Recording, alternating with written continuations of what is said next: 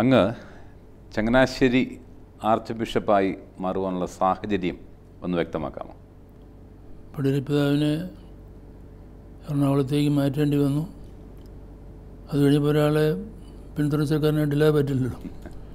സ്വാഭാവികമായിട്ട് ഇവരെ അന്വേഷിക്കുന്നത് ആ ആർച്ച് ഡയസിലെ മറ്റ് ബിഷപ്സിനാർക്കെങ്കിലും സൗകര്യമുണ്ടോ.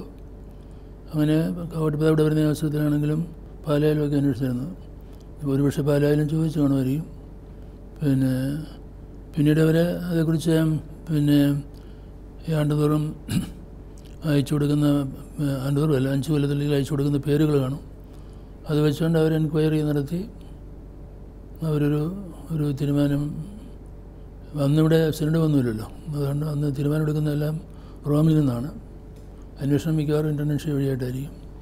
അപ്പോൾ അവരന്വേഷിച്ച് അങ്ങനെ ഒരു തീരുമാനമെടുത്താണ്. അതിൻ്റെ പിറയിൽ പിന്നെ എല്ലാം ഉണ്ടെന്ന് അറിയാൻ പാടില്ല. അങ്ങ് ചങ്ങനാശ്ശേരി ആർച്ച് ബിഷപ്പായി ചാർജ് എടുത്ത് കഴിഞ്ഞപ്പോൾ ചങ്ങനാശ്ശേരിയിൽ മുൻഗണനാക്രമം അനുസരിച്ച് ചെയ്യേണ്ട കാര്യങ്ങൾ എന്തൊക്കെയാണ് എന്നൊരു പക്ഷേ അങ്ങ് മനസ്സിൽ കുറിച്ചിരിക്കും. എന്തൊക്കെയായിരുന്നു അത്? പ്രധാനമായിട്ടും ഈ അജപാലന ശുശ്രൂഷയിൽ വിവിധ വിഭാഗങ്ങളുടെ രൂപീകരണത്തിന് പ്രാധാന്യം നൽകണമെന്നാണ്. പ്രത്യേകിച്ചും യുവജനങ്ങൾ, വിദ്യാലയങ്ങളിലെ വിദ്യാർത്ഥികൾ, ഇങ്ങനെയുള്ളവരുടെ കൂടുതൽ ഓരോ വിഭാഗത്തിൻ്റെയും സാഹചര്യങ്ങളനുസരിച്ച് അവർക്ക് അജപാലന ശുശ്രൂഷ കൊടുക്കുക എന്നുള്ളൊരു പ്രധാനപ്പെട്ട സംഗതി. അതുകൊണ്ടാണ് ഈ സംഘടനകളും അതുപോലെയുള്ള സംവിധാനങ്ങളും എല്ലാം ഉണ്ടാക്കാനായിട്ട് നമ്മൾ ശ്രമിക്കുന്നത്. ഓരോ കാര്യത്തിന് വേണ്ടിയിട്ട് ഫാമിലി അല്ലെങ്കിൽ ദളിതർ ഇങ്ങനെയുള്ള വിവിധ വിഭാഗങ്ങൾക്കായിട്ട് നമ്മൾ ഓരോ കാര്യങ്ങൾ പ്രത്യേകമായിട്ട് മനസ്സിലാക്കി അവരിൽ ശ്രദ്ധിക്കുന്ന ഒരു സെറ്റപ്പ് ഉണ്ടായെങ്കിൽ മാത്രമേ അധികം മുൻപോട്ട് കൂടുതൽ കാര്യങ്ങൾ അവർക്കായിട്ട് ചെയ്യാൻ സാധിക്കുകയുള്ളൂ. അപ്പോൾ അങ്ങനെ ഒരു മുൻഗണന എപ്പോഴും നമുക്കുണ്ടായിരിക്കണം. അതുപോലെ തന്നെ നമ്മൾ ആ കാലത്ത് ഈ വത്തിക്കാൻ കൗൺസിലിന് ശേഷം ആരാധനക്രമ രംഗത്ത് വളരെയധികം തെറ്റിദ്ധാരണകളുണ്ടായ ഒരു കാലഘട്ടമാണ്. അപ്പോൾ അവിടെ സഭയെ സംബന്ധിച്ചിടത്തോളം ആരാധനക്രമം എന്ന് പറയുന്നത് അതിൻ്റെ ജീവനാണ്, കേന്ദ്രമാണ്. അപ്പോൾ അതിനെ സംബന്ധിച്ചിടത്തോളം ശരിയായിട്ടുള്ളൊരു പുരോഗതി ഉണ്ടാകേണ്ടതാണ് ആവശ്യം. ആ ചിന്ത ലോകത്തിൻ്റെ എല്ലാ ഭാഗങ്ങളിൽ തന്നെ ഉണ്ടായിരുന്നു പറയാം. പക്ഷെ നമുക്കിവിടെ അഭിപ്രായ വ്യത്യാസം ഉണ്ടായിരുന്നതുകൊണ്ട് ആ രംഗത്ത് നമ്മൾ കൂടുതൽ ശ്രദ്ധിക്കേണ്ടതായിട്ട് വന്നു. അതുപോലെ സഭാഐക്യം എന്ന് പറയുന്നത് വത്തിക്കാൻ കൗൺസിലിനെ എടുത്തു കാട്ടിയൊരു പ്രധാനപ്പെട്ട രംഗമാണ്. അപ്പോൾ അവിടെ നമ്മൾ മുൻപിലത്തിൽ കൂടുതലായിട്ട് ശ്രദ്ധിക്കേണ്ട ആവശ്യമുണ്ടെന്നുള്ളത് നമുക്ക് കാഞ്ഞിരപ്പള്ളി അനുഭവം നിലയ്ക്കൽ കമ്മിറ്റിയുടെ മറ്റുമൊക്കെ ആ സാഹചര്യങ്ങൾ മനസ്സിലാക്കിയതനുസരിച്ച് അതിന് കൂടുതൽ പ്രാധാന്യം കൊടുക്കാനായിട്ട് താല്പര്യമുണ്ടായിരുന്നു. പിന്നെ ഈ സാമൂഹിക പ്രവർത്തനത്തിന്, പ്രത്യേകിച്ച് നമ്മുടെ കേരളത്തിലെ സാഹചര്യത്തിൽ സാമൂഹിക പ്രവർത്തന രംഗത്ത് സഭ വളരെയധികം മുൻപോട്ട് പോകേണ്ടതായിട്ടുണ്ട് എന്നുള്ളൊരു ചിന്തയുമുണ്ടായിരുന്നു. നമുക്കിവിടെ ഒരു ചങ്ങനാശ്ശേരിയിലെ സോഷ്യൽ സർവീസ് സൊസൈറ്റി പ്രവർത്തിക്കുന്നുണ്ടായിരുന്നു. 1965 മറ്റോ രജിസ്റ്റർ ചെയ്തതാണ്. പക്ഷേ അതിൻ്റെ പ്രവർത്തനങ്ങൾ 1970കളിലാണ് അത് സജീവമായത്. പിന്നീട് ഇങ്ങോട്ട് ഇവിടെ ഫുൾ ടൈം ഡയറക്ടേഴ്സും എല്ലാം ഉണ്ടായിരുന്നു. അതുപോലെ തന്നെ കുട്ടനാടുമായിട്ടൊരു സമിതി നേരത്തെ രൂപീകരിച്ചിരുന്നു. പക്ഷേ അതിന് കൂടുതൽ ശ്രദ്ധ ചെലുത്താവുന്ന ഒരു വ്യക്തിയെ, പിലിയാനിക്സിനെ പോലുള്ള വ്യക്തിയെ അതിനകത്ത് കടത്തിക്കൊണ്ട് അവിടെ കൂടുതൽ ഈ സാമൂഹിക പ്രവർത്തനങ്ങൾക്ക് മുൻതൂക്കം നൽകാനായിട്ടും പ്രത്യേകമായിട്ട് ശ്രമിക്കുകയുണ്ടായി. പിന്നെയുള്ള കാര്യങ്ങൾക്കാണ് പ്രധാനമായിട്ടും നമ്മൾ മുൻഗണന നൽകിയിരുന്നത്. ധാരാളം നൂതനമായ കാര്യങ്ങൾക്ക് അങ്ങയുടെ കാലഘട്ടത്തിൽ ചങ്ങനാശ്ശേരിക്ക് നേതൃത്വം കൊടുക്കുവാൻ സാധിച്ചിട്ടുണ്ട്. പക്ഷേ ഒരു പരിധിവരെ അങ്ങേ വിവാദത്തിലേക്ക് കൊണ്ടുപോയത് ആരാധനാക്രമ നവീകരണ കാര്യങ്ങളാണ്. ഈ ആരാധനാക്രമ നവീകരണത്തിന് അങ്ങെടുത്ത ഒരു ധീരമായ ചുവടുവെപ്പ് മറ്റാരും എടുക്കാത്തത് കൊണ്ട് അങ്ങ് എടുത്തൊരു ചുവടുവെപ്പാണോ, അതോ കൃത്യമായ ബോധ്യത്തിൻ്റെ അടിസ്ഥാനത്തിലെടുത്ത ചുവടുവെപ്പാണോ അത്? അല്ല, വാസ്തവത്തിൽ ഈ കാര്യങ്ങൾ ഇവിടെ നേരത്തെ തന്നെ പഠിപ്പിക്കുന്നുണ്ടായിരുന്നു. പ്ലാസ്റ്റഡച്ചിൻ്റെ പ്രബോധനങ്ങളുണ്ടായിരുന്നു. അതുപോലെ തന്നെ വടവാത സെമിനാരിയിൽ ഒരു ശരിയായിട്ടുള്ള ഓറിയൻറ്റേഷനാണ് അവർ കൊടുത്തുകൊണ്ടിരുന്നത്. അന്നത്തെ സ്റ്റാഫ് അംഗങ്ങൾ ലിറ്ററേച്ചർ ഡോക്യുമെൻറ്റും അതുപോലെ തന്നെ പരസ്യസഭകളെക്കുറിച്ചുള്ള അവരുടെ പഠനങ്ങളെല്ലാം വെച്ചുകൊണ്ട് ഒരു ശരിയായിട്ടുള്ള ഓറിയൻറ്റേഷൻ കൊടുക്കാനായിട്ടാണ് അവർ ശ്രമിച്ചത്.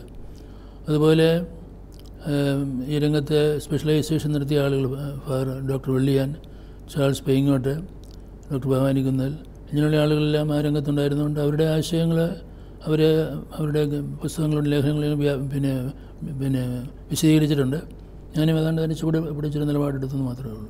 പിന്നെ റോമിൽ നമ്മളെപ്പോഴും റോമിലേക്ക് പിന്നെ റെഫർ ചെയ്യുമ്പോഴത്തേക്ക് അവർ തരുന്ന നിർദ്ദേശങ്ങൾ, അവരുടെ നിലപാടുകൾ, അതെല്ലാം വെച്ചുകൊണ്ടാണ് നമ്മൾ നിലപാടുകൾ എടുത്തിട്ടുള്ളത്.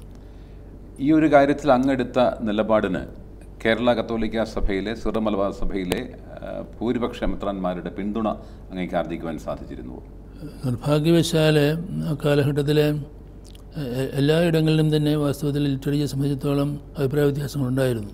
ഇപ്പോൾ യൂറോപ്പിലും മറ്റുമൊക്കെ ആണെങ്കിൽ വത്തിക്കാൻ കൗൺസിലിൻ്റെ നിലപാടുകൾ രണ്ട് തരത്തിൽ വ്യാഖ്യാനിക്കുകയുണ്ടായി. ലെഫേബർ ഗ്രൂപ്പ് ഒരു ഗ്രൂപ്പ് പ്രത്യേകമുണ്ടായിരുന്നു. അതുപോലെ തന്നെ ലിറ്ററേച്ചറെ സംബന്ധിച്ചാണെങ്കിലും മറ്റു തരത്തിലുള്ള വ്യത്യസ്തമായിട്ട് നിലപാടുകളുണ്ടായിരുന്നു. ഇവിടെ പക്ഷേ അത് കുറച്ചുകൂടെ രൂക്ഷമായത് ഇവിടുത്തെ ഒരു പിന്നെ ഇവിടുത്തെ സാമൂഹിക അന്തരീക്ഷം കൊണ്ടായിരിക്കണം. പിന്നെ ഈ രൂപതകൾ തമ്മിലുള്ള ഒരു തെക്കും വടക്കും തമ്മിലുള്ള വ്യത്യാസം, ഇവിടുത്തെ കേരളത്തിൽ ഭാഷയിൽ വ്യത്യാസമുണ്ട്, സമീപനങ്ങളെക്കുറിച്ചെല്ലാം വ്യത്യാസമുണ്ട്. പിന്നെ രൂപതകളിലാണെങ്കിലും ഈ പഠിച്ച ആളുകൾ, നേതൃത്വം നൽകിയ ആളുകളെ പിന്തുണയ്ക്കാനായിട്ട് രണ്ട് ഭാഗത്തും ഇങ്ങനെ ആളുകളുണ്ടായിരുന്നതുകൊണ്ട് കുറച്ച് രൂക്ഷമായിട്ട് വന്നു എന്നുള്ളത് മാത്രമേ പറയാനുള്ളതാണ്.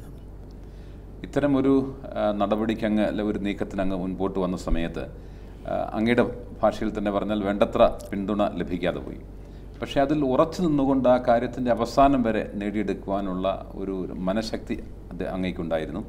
അത് മനഃശക്തി എന്നാണോ പറയേണ്ടത്, മറ്റെന്തെങ്കിലുമാണോ അതിനെ വിശേഷിപ്പിക്കേണ്ടത്? തീർത്തും അങ്ങനെ പറയാൻ സാധിക്കില്ല. കാരണം പിതാക്കന്മാരിൽ തന്നെ വളരെ ശക്തമായിട്ടുള്ള നിലപാടുകൾ യോജിച്ച് നിന്നുകൊണ്ട് പ്രകടിപ്പിച്ച പിതാക്കന്മാരുണ്ട്. ബിഷപ്പ് എ.ഡി. മറ്റം, പിന്നെ അതുപോലെ തന്നെ വള്ളപ്പള്ളി പിതാവ്, പള്ളിക്കപ്പൻ പിതാവ്, ഇങ്ങനെയുള്ള പിതാക്കന്മാർക്കും അതേ നിലപാടുകൾ തന്നെയാണ് ഉണ്ടായിരുന്നത്. അപ്പോൾ അവരും ശക്തമായിട്ട് അന്നത്തെ ബിഷപ്സ് കോൺഫറൻസിൽ ശക്തമായിട്ടുള്ള നിലപാടെടുക്കുമായിരുന്നു. പിന്നെ ഇതെല്ലാം ഉപരിയായിട്ട് നമ്മളെ എന്തെങ്കിലും തർക്കമുണ്ടാകുന്ന അവസരത്തിൽ തീർച്ചയായിട്ടും റോമിലേക്ക് റെഫർ ചെയ്യുക സ്വാഭാവികമാണ്. അങ്ങനെ റോമിലേക്ക് റെഫറൻസ് പോയ അവസരത്തിലെല്ലാം പിന്നെ റോമിൻ്റെ നിലപാടുകൾ അവർ വ്യക്തമാക്കിയിട്ടുണ്ട്. അത് നമ്മുടെ നിലപാടുകൾക്ക് അനുകൂലമായിരുന്നു. അതുകൊണ്ട് അതിനെ മുറുകെ പിടിക്കാനായിട്ട് നമുക്ക് പ്രത്യേകിച്ചൊരു വേറൊരു കാരണം ആവശ്യമില്ലായിരുന്നു. റോമിൽ നിന്നൊരു തീരുമാനമെടുത്താൽ അതനുസരിച്ച് പോവുക എന്നുള്ളത്. ഇപ്പോൾ ഒരു 1968 കുർബാന പരിഷ്കരണത്തിൻ്റെ ഇടയ്ക്ക് പിന്നെ രണ്ട് തരത്തിലുള്ള ടെക്സ്റ്റുകൾ റോമിൽ സമർപ്പിക്കുകയുണ്ടായി. പക്ഷേ ഭൂരിപക്ഷം എന്ന് പറയുന്ന പിന്നെ ആ ഒരു വിഭാഗത്തിൻ്റെ അല്ലെങ്കിൽ അങ്ങനെയുള്ള ആശയക്കാരുടെ ടെക്സ്റ്റ് അല്ല സ്വീകരിച്ചത്. മൈനോറിറ്റിയാണ് ഈ കാര്യത്തിൽ ശരിയായിട്ട് നിലപാടെടുത്തെന്ന് പറഞ്ഞാൽ അവിടെ നിന്ന് തീരുമാനം ഉണ്ടായപ്പോൾ അതെടുത്ത് പറയുകയുണ്ടായി. അപ്പോൾ അതുകൊണ്ട് ഈ റോമിൽ തീരുമാനമെടുക്കുമ്പോൾ ഒരു കാര്യം നോക്കുന്നത് ഈ സഭയുടെ ശരിയായിട്ടുള്ള പാരമ്പര്യത്തോട് യോജിച്ച് പോകുന്നതാണ്. അതൊരു മൈനോറിറ്റി ആണെങ്കിലും അവരാണ് ശരിയായിട്ടുള്ള പാതയിൽ എന്നുള്ളൊരു നിലപാടുണ്ട്. അതുകൊണ്ടാണ് ഈ പിന്നെ നിഖ്യ സുനോദോസിനും അതുപോലെ തന്നെ കാൽസിനും സുനോദോസിനുമൊക്കെ ഒരുപക്ഷെ ആദ്യമായിട്ട് ഈ ആശയങ്ങൾ പറഞ്ഞ ആളുകൾ ചുരുക്കമായിരുന്നു. പക്ഷേ അവരുടെ നിലപാടുകളാണ് അടിസ്ഥാനപരമായിട്ട് വേണ്ടതെന്നുള്ളൊരു തീരുമാനത്തിലേക്കാണ് കൗൺസിലുകൾ പോലും വന്നത്. അപ്പോൾ അതുകൊണ്ട് സഭയിൽ യഥാർത്ഥ ട്രഡീഷനോട് ചേർന്ന് നിൽക്കുന്ന ഒരാളാണെങ്കിലും ആ ആളാണ് ഭൂരിപക്ഷം എന്നുള്ളതാണ്, അല്ലെങ്കിൽ അതാണ് ഒരു ഹെൽത്തിയർ പാർട്ട് എന്നുള്ളൊരു നിലപാടാണ് പൊതുവിലുള്ളത്. അപ്പോൾ അതനുസരിച്ച് അവർ സഭയുടെ ഇന്നത്തെ സഭയെ സംബന്ധിച്ചുള്ള വീക്ഷണം, സഭ ഒരു പിന്നെ ഒരു വ്യക്തിത്വമുള്ളൊരു സഭ, ആ സഭയുടെ പ്രധാനപ്പെട്ട രംഗം ആരാധനാക്രമമാണ്. അപ്പോൾ അതിൻ്റെ നമ്മുടെ വിശ്വാസവും അതിൻ്റെ വിശ്വാസവും ആരാധനാക്രമമെല്ലാം ആദ്യകാലത്തെ വെളിപാടിനോട് ബന്ധപ്പെട്ടല്ല, ആദ്യകാലത്തെ പാരമ്പര്യത്തോട് ബന്ധപ്പെട്ടാണ് ഇരിക്കുന്നത്. അപ്പോൾ അതിൻ്റെ തുടർച്ചയായിരിക്കണം വരുന്ന കാര്യങ്ങൾ. അതല്ലാതെ നമ്മൾ കൂട്ടിച്ചേർക്കുന്ന കാര്യങ്ങൾ പിന്നെ അതിനകത്ത് ഉൾക്കൊള്ളുവാൻ ശ്രമിച്ചാൽ അത് ആ ട്രഡീഷനെ വികലമാക്കുകയുള്ളൂ. അങ്ങനെ ഒരു നിലപാടാണ് റോമിൽ പൊതുവെ എടുത്തിട്ടുള്ളത്. അപ്പോൾ അതുകൊണ്ട് നമുക്ക് റോമിൻ്റെ ഒരു പിന്തുണ ഉണ്ടായിരുന്നു എന്നുള്ളത് കണക്കിലെടുക്കേണ്ട കാര്യമാണ്. ആരാധനാക്രമ നവീകരണ ശ്രമങ്ങൾ സഭയുടെ തനിമ കണ്ടെത്തുവാനും സഭയുടെ ഉറവിടങ്ങളിലേക്കുള്ള തിരിച്ചുപോക്കാണെന്നും ഒക്കെ പറയുമ്പോഴും അത് രൂപതകൾ തമ്മിലുള്ള ഒരു ഭിന്നിപ്പിന് ഒരു പരിധിവരെ കാരണമായിട്ടുണ്ട് എന്നൊക്കെ വായിച്ച് മനസ്സിലാക്കിയിട്ടുണ്ട്. ഇത്തരം കാര്യങ്ങൾ അങ്ങ് എങ്ങനെയാണ് നോക്കിക്കാണുന്നത്? രൂപതകളെന്ന് വെച്ചാൽ ചില ആളുകൾ എല്ലാ ഭാഗത്തും കൂടുതൽ പിന്നെ കടത്തി പറയുന്ന ആളുണ്ടാകും. അവർ പറയുന്ന അഭിപ്രായങ്ങൾ വലിയ സംഘർഷമായിട്ട് നമുക്ക് ചിത്രീകരിക്കാൻ സാധിക്കും. പക്ഷേ ഇത് രണ്ട് ചിന്താഗതികൾ, ഒന്ന് നമുക്ക് ഇന്നത്തെ പിന്നെ ചില നൂതന പ്രവണതകളോട് ചേർന്ന് പോകണം എന്നൊരു ചിന്താഗതിയും, അതല്ല അതിലുപരിയായിട്ട് അതിനേക്കാൾ കൂടുതലായിട്ട് നമ്മുടെ സഭയുടെ ആദ്യകാല പാരമ്പര്യത്തിൽ വിശ്വസ്തതയുള്ളവരായിരിക്കണം, മാറ്റങ്ങൾ വരുന്നത് അതിന് ചേരുന്ന സർഗാത്മകമായിട്ടുള്ള വികസനമായിരിക്കണം എന്നുള്ള നിലപാട് മറ്റൊരു ചിന്താഗതി ഉണ്ടായിരുന്നു. അതിൽ രൂപതകളിൽ തന്നെ പലതരത്തിൽ ചിന്തിക്കുന്ന ആളുകളുണ്ടായിരുന്നു. ഇപ്പം ഇവിടെ തന്നെയാണെങ്കിലും പല ആളുകൾ എതിർത്ത് ചിന്തിക്കുന്ന ആളുകളുണ്ടായിരുന്നു. മറ്റ് രൂപതകളിലാണെങ്കിലും അങ്ങനെയുള്ള അഭിപ്രായ വ്യത്യാസം ഉണ്ടായിരുന്നു. രൂപതകൾ തമ്മിലൊരു സംഘർഷം എന്ന് പറയുന്നതിൻ്റെ ഒരു കാരണം ഒരുപക്ഷേ പിതാക്കന്മാർ വ്യത്യസ്തമായിട്ടുള്ള അഭിപ്രായങ്ങൾ പ്രകടിപ്പിച്ചുകൊണ്ടാണ്. ആളുകളുടെ അഭിപ്രായങ്ങൾ പലപ്പോഴും ഓരോ രൂപതയിൽ പോലും വ്യത്യസ്തങ്ങളായിരുന്നു. ഈ ഒരു കാര്യത്തിൽ വളരെ ശക്തമായ നിലപാടാണ് അങ്ങ് എടുത്തിരുന്നത്. അങ്ങേക്ക് വേണ്ടത്ര പിന്തുണ കേരള സഭയിൽ നിന്ന് കിട്ടിയതായി അങ്ങേക്ക് തോന്നുന്നുണ്ടോ? അതോ അങ്ങ് ഒറ്റപ്പെട്ടതായി അങ്ങേക്ക് തോന്നുന്നുണ്ടോ? ഒറ്റപ്പെട്ടതായിട്ട് തോന്നുന്നില്ല. കാരണം മറ്റു പിതാക്കന്മാരും ഇതുപോലെ തന്നെ കൂടുതൽ ഈ വിഷയങ്ങൾ പഠിച്ചിട്ടുള്ള മറ്റൊക്കെ ആണെങ്കിൽ നമ്മുടെ ലിറ്ററേച്ചറും ചരിത്രമൊക്കെ പഠിച്ചിട്ടുള്ള ആളുകളാണ്. അതുപോലെ തന്നെ പ്ലാസിഡച്ചനും വന്നുണ്ടായിരുന്നു. പ്ലാസിഡച്ചനും ഇങ്ങനെയുള്ള നിലപാടുകളാണ് എടുത്തിരുന്നത്. അതുപോലെ തന്നെ റോമിലെ നിലപാടുകൾ എടുത്തിട്ടുണ്ട്. അതുകൊണ്ട് അതിനെക്കുറിച്ച് ഒരു ഒറ്റപ്പെട്ട ഒരു നിലപാടെന്ന് എനിക്ക് പറയാൻ സാധിക്കില്ല. അത്തരം സംഭവങ്ങളൊക്കെ ഉണ്ടായ സമയത്ത് ഇത്തരം സംഭവങ്ങൾക്ക് ഞാൻ ഇറങ്ങേണ്ടിയിരുന്നില്ല എന്നെപ്പോഴെങ്കിലും അങ്ങേക്ക് തോന്നിയിട്ടുണ്ടോ? അതോ അത് ശരിക്കും വേണ്ടി സത്യത്തിന് വേണ്ടി ഞാൻ നിലകൊള്ളുകയാണ്? അങ്ങനെ തോന്നിയിട്ടില്ല. പിന്നെ ഇതാണ് അവസാനമായിട്ട് റോമിലെ തീരുമാനം വരുമ്പോൾ അതനുസരിച്ച് ചെയ്യാവുന്നൊരു നിലപാടുണ്ടായിരുന്നു. ഓക്കെ, തിരിച്ച് ചങ്ങനാശ്ശേരി അതിരൂപതയിലേക്ക് വന്നാൽ ഒരുപക്ഷേ കേരള കത്തോലിക്ക സഭയിൽ ഏറ്റവും മാതൃകാപരമായ ഒരു സംരംഭമായിരുന്നു ഫാമിലി അപ്പസ്റ്റലേറ്റ്. ആ ഡിപ്പാർട്ട്മെൻറ്റ് വളരെ ശക്തമായി തുടക്കം മുതൽ ചങ്ങനാശ്ശേരി അതിരൂപതയിൽ പ്രവർത്തിക്കുവാൻ സാധിച്ചു. ധാരാളം നൂതനമായ പരിപാടികൾ ആവിഷ്കരിക്കാൻ സാധിച്ചു. വലിയൊരു പരിധിവരെ കുടുംബങ്ങൾക്ക് ഭദ്രത ഉണ്ടാക്കുവാനും വെളിച്ചം പകരുവാനും ഈ പ്രസ്ഥാനം സഹായിച്ചിട്ടുണ്ട്. എന്തുകൊണ്ടാണ് അങ്ങ് ഇത് വളരെയധികം ശ്രദ്ധിക്കപ്പെടേണ്ട മേഖലയാണെന്നും ഇത് വെല്ലുവിളികൾ ഭാവിയിൽ ഉണ്ടാകാവുന്ന മേഖലയാണെന്നും തിരിച്ച് അറിഞ്ഞുകൊണ്ടാണോ ഈ ഒരു രംഗത്തേക്ക് ഇത്ര ശക്തമായ ഇടപെടൽ നടത്തിയത്? നമ്മുടെ കുടുംബ പ്രേക്ഷിത വകുപ്പ് പ്രവർത്തനം തുടങ്ങിയത് വാസ്തവത്തിൽ അഭിനയപ്പടി പ്രധാന കാലത്താണ്, 70കളിലാണ്. അത് ഒരു വീട്ടുവേദന കുന്നലച്ഛൻ പറഞ്ഞൊരു അച്ഛനാണ് അതിന് ആദ്യമായിട്ട് നേതൃത്വം കൊടുത്തത്. പക്ഷേ അന്നൊരു വലിയൊരു സെറ്റപ്പ് ഒന്നും ഉണ്ടായിരുന്നില്ല. പിന്നീട് അത് കഴിഞ്ഞിട്ട് ആലഞ്ചേലച്ചന് 1980കളിൽ ഇവിടെ വന്ന് അദ്ദേഹമാണ് ഇവിടെ കുറച്ചൊരു വിപുലമായിട്ടുള്ള പരിപാടികൾ, ഈ പ്രീ മാരിറ്റൽ കോൺഫറൻസുകൾ, കൗൺസിലിങ് തുടങ്ങിയ പരിപാടികളെല്ലാം തുടങ്ങിയത്. പക്ഷേ അതെല്ലാം കാലഘട്ടത്തിൻ്റെ ആവശ്യങ്ങളായിരുന്നു. കാരണം രണ്ടാം വത്തിക്കാൻ കൗൺസിലിൽ തന്നെ സഭ ആധുനിക ലോകത്തിൽ എന്ന് പറയുന്ന ആ രേഖയിൽ വളരെ പ്രാധാന്യം കൊടുത്ത് പറഞ്ഞിരുന്ന ഒരു സെക്ഷൻ കുടുംബത്തെക്കുറിച്ചായിരുന്നു. കുടുംബം വെല്ലുവിളികളെ നേരിടുന്നുണ്ട്. അതുകൊണ്ട് കുടുംബങ്ങളെ പ്രത്യേകമായിട്ട് പരിഗണിക്കുകയും അവരുടെ പ്രശ്നങ്ങൾ പരിഹരിക്കാൻ വേണ്ടതെല്ലാം ചെയ്യാൻ സഭയ്ക്ക് ധാർമ്മികമായിട്ടുള്ള ഉത്തരവാദിത്തമുണ്ടെന്നുള്ള കാര്യം വളരെ വ്യക്തമായിട്ട് പറഞ്ഞിട്ടുണ്ടായിരുന്നത്. പിന്നെ മാത്രമല്ല നമുക്കറിയാവുന്നിടത്തോളം മനുഷ്യനെ സംബന്ധിച്ചിടത്തോളം പരിശീലനം പ്രധാനപ്പെട്ട കാര്യമാണ്. ഒരു മനുഷ്യൻ പൂർണ്ണ മനുഷ്യനാകുന്ന പരിശീലനത്തോടെ മാത്രമേ ഉള്ളൂ. ആ പരിശീലനത്തിന് ഏറ്റവും പറ്റിയ അന്തരീക്ഷം കുടുംബത്തിലാണ് ലഭിക്കുക. സ്നേഹപൂർവ്വം വിശ്വാസം പകർന്നു കൊടുക്കാനും സ്വഭാവരൂപവൽക്കരണത്തിനും എല്ലാം ആദ്യമായിട്ട് സാധ്യതയുള്ളത് കുടുംബത്തിലാണ്. അതുകൊണ്ട് കുടുംബരംഗത്തെ ശ്രദ്ധിച്ചെങ്കിൽ മാത്രമേ നമുക്ക് പുരോഗതി ഉണ്ടാകൂ എന്നുള്ള ബോധ്യം വിദ്യാഭ്യാസ വീക്ഷണത്തിൽ തന്നെ നമുക്ക് ലഭിക്കുന്നതാണ്. മറ്റൊന്ന്, ഈ നമ്മുടെ പ്രേക്ഷിത രംഗത്ത് വാസ്തവത്തിലെ ഈ പ്രീ മാരേജ് കോൺഫറൻസുകളും അല്ലെങ്കിൽ ധ്യാനങ്ങളും ഒക്കെ തുടങ്ങിയ അവസരത്തിൽ അതിനെ തെറ്റായിട്ട് വിമർശിച്ചിട്ടുള്ള ആളുകളുണ്ടായിരുന്നു. അച്ഛന്മാരുമൊക്കെ ഈ രംഗത്തിറങ്ങേണ്ട ആവശ്യമുണ്ടോ എന്നെല്ലാം പറഞ്ഞ് അതിനെ ആക്ഷേപിച്ച ആളുകളുണ്ട്. പക്ഷേ അതൊരു സഭയുടെ ദൗത്യമാണെന്ന് കണ്ടുകൊണ്ടാണ് നമ്മളതിനകത്ത് ഉറച്ചു നിന്നത്. അതുകൊണ്ട് ഒരു കാലഘട്ടത്തിൽ നമ്മുടെ ഈ അതിരൂപതയിൽ നിന്ന് വിവാഹമോചന കേസുകളോ അതുപോലെയുള്ള പരാതികളോ വളരെ കുറവായിരുന്നു. ഈ അലക്സാണ്ടർ ജേക്കബ് കഴിഞ്ഞ CBC മീറ്റിംഗ് പാലായിൽ വെച്ച് നടന്ന മീറ്റിങ്ങിൽ അദ്ദേഹത്തിൻ്റെ പ്രസംഗത്തിൽ അദ്ദേഹം എടുത്തു പറഞ്ഞൊരു കാര്യം അതായിരുന്നു. ആദ്യ ഘട്ടത്തിൽ അന്നത്തെ ഈ ഗവൺമെൻറ്റിൻ്റെ കമ്മീഷൻ ഉണ്ടായിരുന്നു രംഗത്ത്. ആ കമ്മീഷനിൽ ഏറ്റവും കുറച്ച് പരാതികൾ കിട്ടിയിരുന്നത് ചങ്ങനാശ്ശേരിയിലായിരുന്നു എന്ന് അദ്ദേഹം പ്രത്യേകമായിട്ട് എടുത്ത് പറയുകയുണ്ടായി. അപ്പം അതിനൊരു കാരണം ഇതാണ്. ഇതുപോലെയുള്ള പരിപാടികൾ, കുടുംബ പ്രാർത്ഥനകൾ, വാർഡ് മീറ്റിങ്ങുകൾ, കുടുംബ കൂട്ടായ്മകൾ, അതുപോലെ തന്നെ ഈ നമ്മുടെ ഈ കുട്ടികളുടെ മതബോധനത്തിനായിട്ടുള്ള കുടുംബത്തിലെ മതബോധനത്തിനായിട്ടുള്ള ക്രമീകരണങ്ങൾ, ഇപ്പോൾ ഈ പ്രീ മാരേജ് കോൺഫറൻസുകൾ, ഇതെല്ലാം വളരെയധികം സഹായിച്ചിട്ടുണ്ട്. അതുകൊണ്ട് അങ്ങനെ ഒരു പക്ഷേ ഇന്നിപ്പോഴേ നമ്മുടെ ചിന്താഗതികളെ നിയന്ത്രിക്കുന്ന ഒരു വലിയ ഘടകമായിട്ട് മാധ്യമങ്ങൾ മാറിയിട്ടുള്ളതുകൊണ്ട് നമ്മുടെ നിർദ്ദേശങ്ങൾ കേൾക്കുന്നതിനേക്കാൾ കൂടുതൽ പലപ്പോഴും നമ്മുടെ ആളുകൾ ഈ മാധ്യമങ്ങൾ കൂടെ വരുന്ന ചിന്തകൾക്ക് വിധേയരായിട്ട് പോകുന്നുണ്ട്. അതുകൊണ്ട് ഒരു പക്ഷേ സഭയിൽ നൽകുന്ന നിർദ്ദേശങ്ങൾ പൂർണ്ണമായിട്ട് ഉൾക്കൊള്ളുവാനുമായിട്ട് എല്ലാവർക്കും സാധിക്കാതെ പോകുന്നതുകൊണ്ട് വിവാഹമോചന കേസുകൾ വർധന വരുന്നുണ്ട്. കുടുംബ പ്രേക്ഷിത പ്രവർത്തനം പോലെ തന്നെ അങ്ങ് വളരെ ശ്രദ്ധയോടെ കരുതിയ ഒരു രംഗമാണ് മതബോധന പ്രവർത്തനങ്ങൾ. മതബോധന കേന്ദ്രം, അതിൻ്റെ ടെക്സ്റ്റിൻ്റെ പരിഷ്കരണം.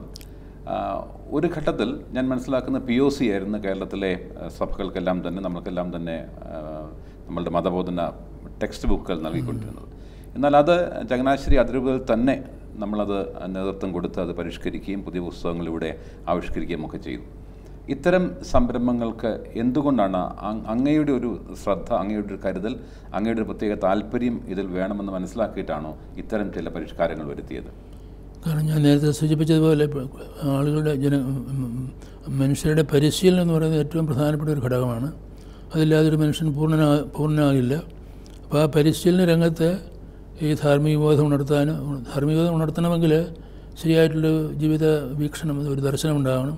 അതാണ് നമുക്ക് നമ്മുടെ വിശ്വാസം നൽകുന്നത്. അപ്പോൾ ആ വിശ്വാസത്തിൻ്റെ കാര്യങ്ങൾ ആഴമായിട്ട് മനസ്സിലാക്കാൻ സാധിച്ചാൽ അതിനനുസരിച്ച് പ്രവർത്തിക്കാനായിട്ട് ആളുകൾ പ്രാപ്തരായിട്ട് തീരും. അതുകൊണ്ട് ഈ മതബോധന രംഗത്ത് വളരെയധികം ശ്രദ്ധിക്കണം എന്നുള്ള ചിന്ത എപ്പോഴും ഉണ്ടായിരുന്നൊരു ചിന്തയാണ്. പക്ഷേ അതോടൊത്ത് ചിന്തിക്കുന്ന പല ആളുകളും നമുക്ക് ഡിപ്പാർട്ട്മെൻറ്റിലെ വകുപ്പിൻ്റെ അധ്യക്ഷന്മാരായിട്ട് നമുക്ക് ലഭിക്കാൻ സാധിച്ചു. അതുകൊണ്ട് അവർ മതാധ്യാപകർ ക്ലാസ് എടുക്കുകയും അതുപോലെ തന്നെ ടെക്സ്റ്റ് ബുക്കുകളുടെ രൂപീകരണം നടത്തുകയും അതുപോലെ തന്നെ ആരാധനക്രമ ഗീതങ്ങളൊക്കെ പഠിപ്പിക്കാനായിട്ട് ആളുകളെ നിയോഗിക്കുകയും എല്ലാം ചെയ്തുകൊണ്ട് ശക്തമായിട്ടൊരു നീക്കം നടത്താനായിട്ട് നമുക്ക് സാധിച്ചു. അത് പല ആളുകളുടെ സഹകരണം കൊണ്ടാണ്. അവരെല്ലാം നമ്മൾ തീർച്ചയായിട്ടും കൃതജ്ഞത ഓർമ്മിക്കേണ്ടതാണ്. ഈ മതബോധന രംഗത്ത് നമുക്ക് പരാജയം വരുന്നതുകൊണ്ടുകൂടിയാണ് ഇന്ന് പലപ്പോഴും ഈ ധാർമ്മികമായിട്ടുള്ള അല്ലെങ്കിൽ ധർമ്മച്യുതി ഇന്ന് വളർന്നു വരാനിടയാകുന്നത്. നമ്മളറിവും നമ്മളെ ഈ സാങ്കേതിക വിദ്യ, ശാസ്ത്രീയമായിട്ടുള്ള വിജ്ഞാനം ഇതെല്ലാം കൊടുത്താലും ആളുകൾക്ക് ധാർമ്മിക ബോധവും അതിനടിസ്ഥാനപരമായിട്ടുള്ളൊരു ജീവിത ദർശനവും ഇല്ലെങ്കിൽ തീർച്ചയായിട്ടും നമ്മുടെ സാമൂഹിക വ്യവസ്ഥയ്ക്ക് തകർച്ചയുണ്ടാകത്തുള്ളൂ. അതാണ് നമ്മൾ ഇപ്പോൾ കണ്ടുകൊണ്ടിരിക്കുന്നത്. അതുകൊണ്ട് ആ ഒരു ബോധ്യം വളരെ ആഴമായിട്ട് നമുക്കുണ്ടായിരുന്നു. അതനുസരിച്ചാണ് നമ്മൾ ഈ നടപടികളിലേക്കെല്ലാം നീങ്ങാനായിട്ടിടയായത്. മതബോധന രംഗം പോലെ തന്നെ അങ്ങ് ശ്രദ്ധിച്ച മറ്റൊരു മേഖലയാണ് യുവജന പ്രേക്ഷിത പ്രവർത്തന രംഗം. അങ്ങയുടെ കടന്നുവരവോടുകൂടി എന്തൊക്കെ വ്യത്യാസങ്ങളാണ് ഈ പതിവ് ശൈലിക്ക് ഉണ്ടായത് ഈ രംഗത്ത്? നമുക്ക് നമ്മുടെ യുവജന പ്രസ്ഥാനം വാസ്തവത്തിൽ 1972 അവസാനമാണ് നമ്മളെ യുവജന പ്രസ്ഥാനമായിട്ട് നമ്മുടെ രൂപതയിൽ തുടങ്ങിയത്. അതിനു മുൻപ് CYMA പോലെയുള്ള ചില പ്രാദേശിക സമിതികളുണ്ടായിരുന്നു. പക്ഷേ അത് അവരുടെ രീതിയിൽ അവർ പ്രവർത്തിച്ചു പോവുകയായിരുന്നു. പ്രത്യേകിച്ചൊരു മാർഗ്ഗദർശനമൊന്നും അവർക്ക് ലഭിച്ചിരുന്നില്ല.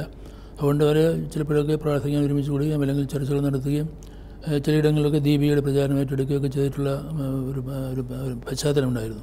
പക്ഷേ അങ്ങനെയല്ല, കുറച്ചുകൂടി വ്യവസ്ഥാപിതമായിട്ട് ഈ കുട്ടികൾക്ക് യുവജനങ്ങൾക്ക് പരിശീലനം നൽകാനും പ്രായോഗികമായിട്ടുള്ള പരിശീലനം നൽകാനും എല്ലാമുള്ള ഒരു സംഘടന, ഒരു പ്രസ്ഥാനം ഉണ്ടാവണം എന്നുള്ള ചിന്ത നമ്മളിവിടെ ഇതേക്കുറിച്ച് ആലോചിച്ച അവസരത്തിൽ അന്ന് അതിനെക്കുറിച്ച് ഒരുപോലെ ചിന്തിക്കുന്ന ചില വൈദികരുമുണ്ടായിരുന്നു. തോമസ് മുറച്ചന്, പറപ്പള്ളച്ചന്, കോലത്തച്ഛന് തുടങ്ങിയ ആളുകൾ ഈ നമ്മുടെ അന്നത്തെ വിദ്യാഭ്യാസ സമരത്തിലെ യുവജനങ്ങളുടെ പങ്കാളിത്തമെല്ലാം കണ്ടുകൊണ്ട് നമുക്കൊരു യുവജന സംഘടന ഉണ്ടാക്കണം എന്നുള്ള ആലോചനയിൽ വന്നതുകൊണ്ടാണ് യുവദീപ്തി എന്ന് പറയുന്നൊരു സംവിധാനം ഉണ്ടാക്കാൻ സാധിച്ചത്.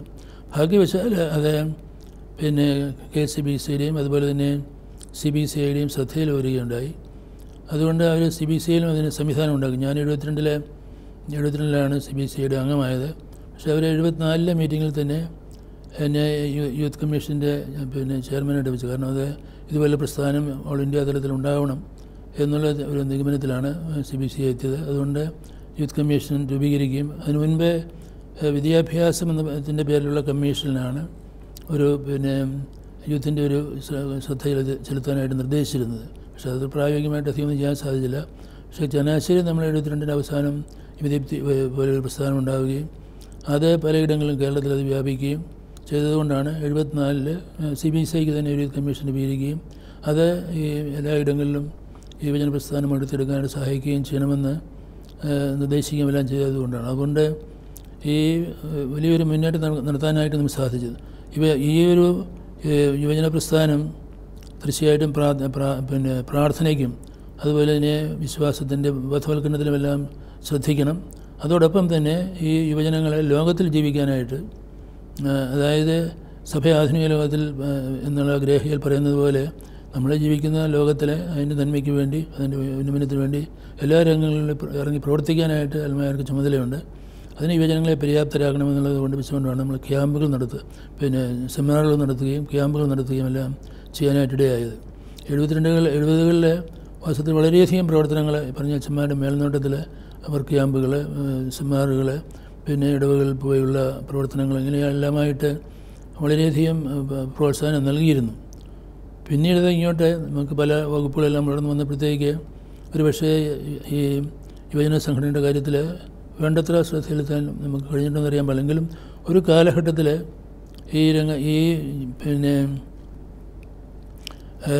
നമ്മുടെ ഇവിടുത്തെ യുവദീപ്തിയിൽ പ്രവർത്തിച്ച ആളുകൾ പലരും രാഷ്ട്രീയ രംഗത്തേക്ക് കടന്നു വരികയും മറ്റ് സാമൂഹിക പ്രവർത്തനങ്ങളിലേക്കെല്ലാം പോവുകയും എല്ലാം ചെയ്തിട്ടുണ്ട്. മറ്റു ചില സംഘടനകൾ ഇതിൻ്റെയൊക്കെ ആരംഭിച്ചു, ഉദാഹരണമായിട്ട് ജീസസ് യൂത്ത് പോലെയുള്ള സംഘടനകൾ. പക്ഷേ അവരെ പ്രധാനമായിട്ടും പ്രാർത്ഥനയും ദൈവജനത്തിന് വ്യാഖ്യാനവും ഇങ്ങനെയുള്ള രീതിയിൽ അങ്ങ് പോവുകയാണ് ചെയ്യുന്നത്. ഈ സമൂഹത്തിലെ രാഷ്ട്ര സമൂഹത്തിലും അതുപോലെ പൊതുസമൂഹത്തിലും ചെയ്യേണ്ട കാര്യങ്ങളെക്കുറിച്ച് കൂടുതൽ പഠിക്കുകയും അതിനായിട്ടുള്ള പരിശീലനം നൽകുകയും ചെയ്യുന്നുണ്ടോ എന്ന് എനിക്കറിയാൻ പാടില്ല.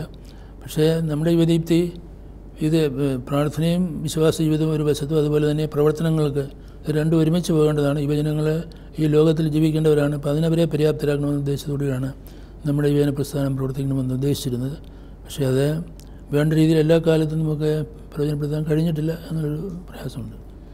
അങ്ങയുടെ ലേഖനങ്ങളിലും പ്രസംഗങ്ങളിലുമൊക്കെ അങ്ങ് ആവർത്തിക്കുന്ന ഒരു പരാമർശമാണ് സഭയെ അറിയാത്തവർ എങ്ങനെ സഭയെ സ്നേഹിക്കുമെന്ന്. അതിനൊരു പരിഹാരം, ഒരു പ്രതിവിധി എന്നുള്ള നിലയിലാണ് മർത്തമ വിദ്യാനികേതൻ അങ്ങ് ആരംഭിക്കുന്നത്. ഈ ദർശനമായിരുന്നോ അങ്ങയുടെ ഈ ഒരു സ്ഥാപനത്തിൻ്റെ പിറകിൽ? അതിലൂടെ എന്തെല്ലാം കാര്യങ്ങൾ നടക്കുമെന്നായിരുന്നു അങ്ങയുടെ പ്രതീക്ഷ? അതനുസരിച്ച് കാര്യങ്ങൾ നടക്കുന്നുണ്ടോ? നമുക്ക് നേരത്തെ തന്നെ മതാധ്യാപകർക്കായിട്ടുള്ള ക്ലാസ്സുകളുണ്ട്, പരിശീലനം ഉണ്ടായിരുന്നു.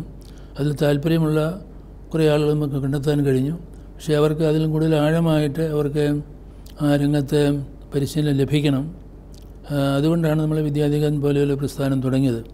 വിദ്യാധികതയിൽ നമുക്ക് പ്രത്യേക നിശ്ചിതമായിട്ടുള്ള സിലബസിൻ്റെയും മറ്റുമൊക്കെ അടിസ്ഥാനത്തിൽ കോഴ്സുകൾ നൽകുകയും ചിലർക്ക് ഡിഗ്രി സമ്പാദിക്കാനുള്ള ഒരു സൗകര്യം പോലും ഉണ്ടാക്കി കൊടുക്കുകയും ചെയ്യാനായിട്ടാണ് നമ്മൾ ആഗ്രഹിച്ചത്. അതുപോലെയുള്ള സംവിധാനങ്ങൾ വാസ്തവത്തിൽ ഈ റിലീജിയസ് കോൺവേഷനിൽ പോകുന്ന സിസ്റ്റേഴ്സിൻ്റെ കോൺവേഷനിൽ പോകുന്ന ആളുകൾക്ക് വേണ്ടിയിട്ട് നമ്മൾ സജ്ജമാക്കി.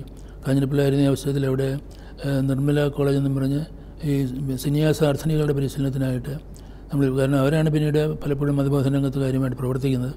ഇവിടെ വന്നപ്പോൾ നമ്മൾ അമല തിയോളജിക്കൽ കോളേജ്, അതവരുടെ നമുക്ക് ദൈവശാസ്ത്രപരമായിട്ടുള്ള പഠനം അതുപോലെ തന്നെ സഭാത്മകമായിട്ടുള്ള പഠനമെല്ലാം നല്ല പഠനവും ബോധ്യങ്ങളും ഉണ്ടെങ്കിൽ മാത്രമേ മറ്റുള്ളവരെ നമുക്ക് നടപടിക്ക് നയിക്കാൻ സാധിക്കൂ. അപ്പോൾ അതുകൊണ്ട് ഇങ്ങനെ പ്രബുദ്ധമായ ഒരു വിഭാഗത്തെ നമുക്ക് താല്പര്യമുള്ള ആളുകളെ തിരഞ്ഞെടുത്ത് പഠിപ്പിക്കുകയാണെങ്കിൽ വിശ്വാസം കൂടുതൽ ശക്തമായിട്ട് പ്രചരിപ്പിക്കാനും അതുപോലെ തന്നെ അതിന് സാക്ഷ്യം നൽകാനും എല്ലാം സാധിക്കുമെന്നുള്ളൊരു പരിഗണന ആദ്യം മുതലേ ഉണ്ടായിരുന്നു. അങ്ങനെയാണ് നമ്മൾ ഈ പ്രസ്ഥാനത്തിന് ഊന്നൽ കൊടുക്കാനിടയായത്.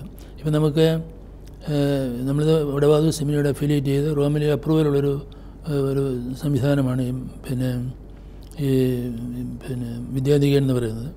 അതുപോലെ തന്നെ മറ്റേതിനും നമ്മളെ സിസ്റ്റേഴ്സിനാണെങ്കിൽ ഇപ്പോൾ MOC-യിൽ പ്രൊഫസ് ചെയ്ത സിസ്റ്റേഴ്സിനുള്ള പരിശീലനം കൊടുക്കുന്നുണ്ട്. അവർക്ക് BTH തിയോളജിയിലെ BTH കിട്ടാനുള്ള വടവാതൂർ സെമിനാരിയോട് ചേർന്ന് അതിനുമുള്ള ലഭ്യതയുണ്ട്. അപ്പം കൂടുതൽ വിശ്വാസത്തിൽ ആഴപ്പെടുകയും വിശ്വാസത്തിൻ്റെ ബോധ്യങ്ങളുള്ള ആളുകൾ പഠിപ്പിക്കുകയും ചെയ്യുമ്പോഴാണ് വിശ്വാസം നമ്മൾക്ക് ഫലപ്രദമായിട്ട് അടുത്ത തലമുറയ്ക്ക് പകർന്നു കൊടുക്കാനായിട്ട് സാധിക്കുന്നത്. അതുകൊണ്ട് അങ്ങനെയൊരു പ്രസ്ഥാനം തീർച്ചയായിട്ടും നമുക്ക് കാലത്ത് ആവശ്യമാണ്. അങ്ങ് ആദ്യം മുതൽക്ക് തന്നെ, ബിഷപ്പായിരുന്ന കാലം മുതൽക്ക് തന്നെ, ആദ്യമായ കാലം മുതൽക്ക് തന്നെ അങ്ങ് പ്രത്യേകമായി ശ്രദ്ധിക്കുന്ന ഒരു മേഖലയാണ് ഭിന്നശേഷിയുള്ള കുട്ടികളുടെ വിദ്യാഭ്യാസം. അത് അങ്ങ് കാഞ്ഞിരപ്പള്ളിയായിരുന്നപ്പോഴും തിരിച്ച് ചങ്ങനാശ്ശേരി വന്നപ്പോഴുമൊക്കെ ആ മേഖലയ്ക്ക് പ്രത്യേകമായി ഊന്നൽ കൊടുക്കുകയും ആ കാലത്ത് ആ രംഗത്ത് പ്രവർത്തിക്കുന്ന ഏറ്റവും പ്രഗത്ഭരെ വിളിച്ചു കൊണ്ടുവന്ന് ഉപദേശം സ്വീകരിച്ച് അവർക്ക് വേണ്ടി സ്ഥാപനങ്ങൾ ആരംഭിക്കുകയും ചെയ്തു. മറ്റു പലരും അത്തരം കാര്യങ്ങളെക്കുറിച്ച് ചിന്തിക്കാൻ തുടങ്ങുന്നതിന് മുമ്പ് തന്നെ ഒരു പക്ഷേ അങ്ങ് ഇത്തരമൊരു രംഗത്തേക്ക്, ഇത്തരം പ്രവർത്തന രംഗത്തേക്ക് വരികയുണ്ടായി. എന്താണ് ഇങ്ങനെ ഒരു ശുശ്രൂഷ രംഗം അങ്ങ് തിരഞ്ഞെടുക്കാനുള്ള കാരണം എന്താണ്? അത് വാസ്തവത്തിൽ എൻ്റെ ഒരു കണ്ടുപിടുത്തമായിരുന്നില്ല. 1960-64 അതിനുശേഷമാണ് ഷാൻ വാനിയർ എന്ന് പറയുന്ന കാനഡയിലെ ഒരു വിദ്യാഭ്യാസ പ്രവർത്തകന് ഇങ്ങനെയുള്ള കുട്ടികൾക്ക് വേണ്ടിയിട്ട് അവരെ ഒരുമിച്ച് കൂട്ടാനും പരിശീലിപ്പിക്കാനുമുള്ള ശ്രമങ്ങൾ തുടങ്ങിയത്. ആദ്യമായിട്ട് അവിടെയാണ് തുടങ്ങിയത്. അദ്ദേഹം പിന്നീട് അമേരിക്കയിൽ ചില സ്ഥലങ്ങളിൽ ഇതുപോലുള്ള സംവിധാനങ്ങൾ ഏർപ്പെടുത്തി. ആ ഒരു കാര്യത്തിൽ നമ്മുടെ തോമസ് ഫെലിക്സ് CMI അദ്ദേഹം വളരെയധികം താല്പര്യമായിരുന്നു. അപ്പോൾ അദ്ദേഹം ഇങ്ങനെയുള്ള ആശയങ്ങൾ പങ്കുവച്ചപ്പോഴാണ് വാസ്തവത്തിൽ അതേക്കുറിച്ച് കൂടുതൽ ചിന്തിക്കുകയും ഇത് തീർത്തും അവഗണിക്കപ്പെടുന്ന ഒരു വിഭാഗമാണെന്നുള്ളത് മനസ്സിലാക്കാനിടയായി. കാരണം ഇങ്ങനെയുള്ള കുട്ടികളെ നമ്മൾ പുറത്ത് കാണിക്കില്ല, അവരെ കഴിയുന്നതോളം മറ്റു മനുഷ്യരുടെ ദൃഷ്ടിയിൽ നിന്ന് അകറ്റി നിർത്തുകയാണ് ചെയ്യുന്നത്. അപ്പോൾ അവരെ തീർത്തും അവഗണിക്കപ്പെട്ട ഒരു വിഭാഗമാണെന്ന് പറയാൻ സാധിക്കും. അതുകൊണ്ട് അവർക്ക് എന്തെങ്കിലും ചെയ്യണം എന്നുള്ള ആശയം ഞങ്ങൾ ചിലരോടെല്ലാം സംസാരിക്കുകയും അപ്പോൾ സിസ്റ്റേഴ്സും അതിനകത്ത് താല്പര്യം കാണിച്ചു. അങ്ങനെയാണ് നമ്മൾ ഈ ഇങ്ങനെ ഭിന്നശേഷിയുള്ള പ്രത്യേകിച്ചും ബുദ്ധിപരമായിട്ട് വികലതയുള്ള കുട്ടികളെ പ്രത്യേകമായിട്ട് കണ്ടെടുത്ത് അവർക്ക് വേണ്ടിയിട്ടാണ് നമ്മൾ ആശാഭവൻ സ്ഥാപിക്കാനായിട്ട് നിശ്ചയിച്ചത്. ആദ്യമായിട്ടത് നടത്തിയത് വാസ്തവത്തിൽ ഇവിടെ ഹോളി ക്വീൻസ് കോൺവെൻറ്റ് അനുബന്ധിച്ചാണ്. പിന്നീടാണ് നമ്മൾ കെട്ടിടം പണിത് തിത്താനത്തേക്ക് ഇത് മാറ്റാനിടയായത്. പക്ഷേ ഇത് ആവശ്യമായ ഒരു ശുശ്രൂഷയാണെന്ന് പലരും മനസ്സിലാക്കിയിട്ടാണ് പിന്നീട് പലയിടങ്ങളിലും ഇതുപോലെയുള്ള ഭവനങ്ങൾ, ഇപ്പം നമുക്ക് നമ്മുടെ രൂപതയിൽ തന്നെ 10-20 ഇതുപോലെയുള്ള ഭവനങ്ങളുണ്ട്, കേന്ദ്രങ്ങളുണ്ട്. അതുപോലെ കാഞ്ഞിരപ്പള്ളിയിലും നമുക്ക് കാഞ്ഞിരപ്പള്ളിയോട് ചെന്ന ഉടനെ നമ്മളൊരു കേന്ദ്രം പൊൻകുന്നത്ത് രൂപതരവകയായിട്ട് സ്ഥാപിക്കുകയും അതുപോലെ സിസ്റ്റേഴ്സും അത് പല സ്ഥലങ്ങളും ഏറ്റെടുക്കുകയും ചെയ്തുകൊണ്ട് ഈ വിഭാഗത്തെ വളരെയധികം ശ്രദ്ധിക്കാൻ സാധിച്ചു. വാസ്തവത്തിൽ ഈ രംഗത്ത് സർക്കാരിന് കാര്യമായിട്ടൊന്നുമില്ല. ഏതാണ്ടൊരു 1-2 സ്ഥാപനങ്ങൾ മാത്രം. പക്ഷേ പഞ്ചായത്തുകൾ ഏതാണ്ട് കുറച്ച് സ്ഥാപനങ്ങൾ തുടങ്ങിയിട്ടുണ്ട്.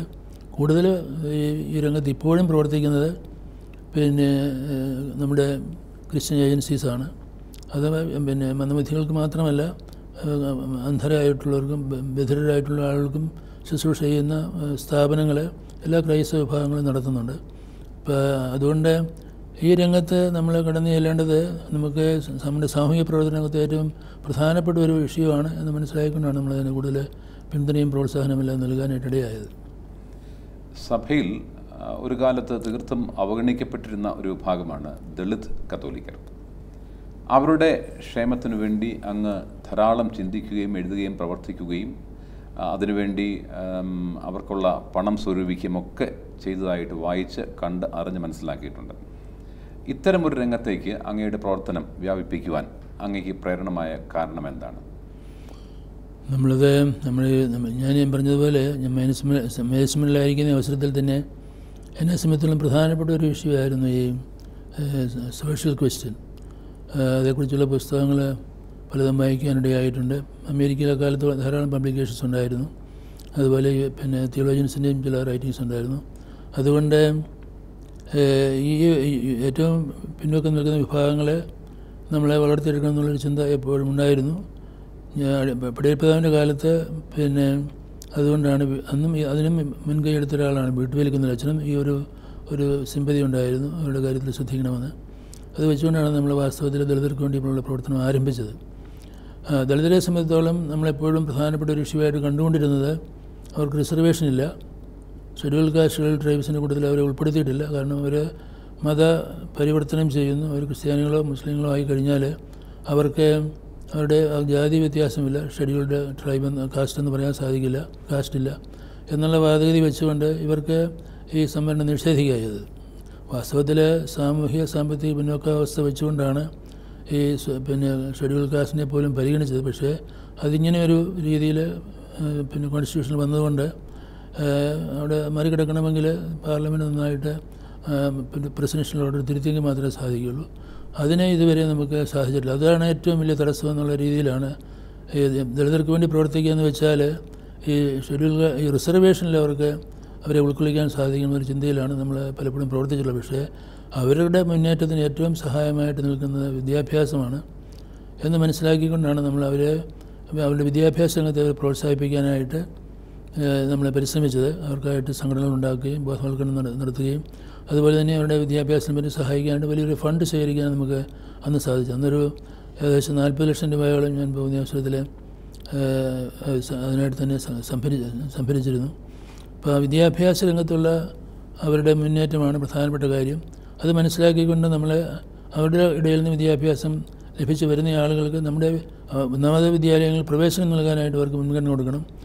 10% അങ്ങനെ പ്രവേശനത്തിലാണെങ്കിലും അതുപോലെ തന്നെ നിയമന കാര്യങ്ങളിലാണെങ്കിലും സ്കൂളിലും മറ്റു നിയമന കാര്യത്തിലാണെങ്കിലും കൊടുക്കണമെന്നൊരു ചിന്തയാണ് നമ്മൾ ഇവിടെ രൂപതയിൽ നടപ്പിലാക്കിയത്. അതുകൊണ്ട് അധ്യാപകരുടെ ഇടയിൽ അവരുടെ സംഖ്യ വർദ്ധിച്ചിട്ടുണ്ട്. അതുപോലെ തന്നെ വിദ്യാഭ്യാസ പ്രവേശനത്തിന് അവർക്ക് യാതൊരു തടസ്സവും വരുന്നില്ല. കാരണം അവർ 10% നമ്മുടെ അതിരൂപതയിൽ 7%, 6% തന്നെ ഉള്ളൂ.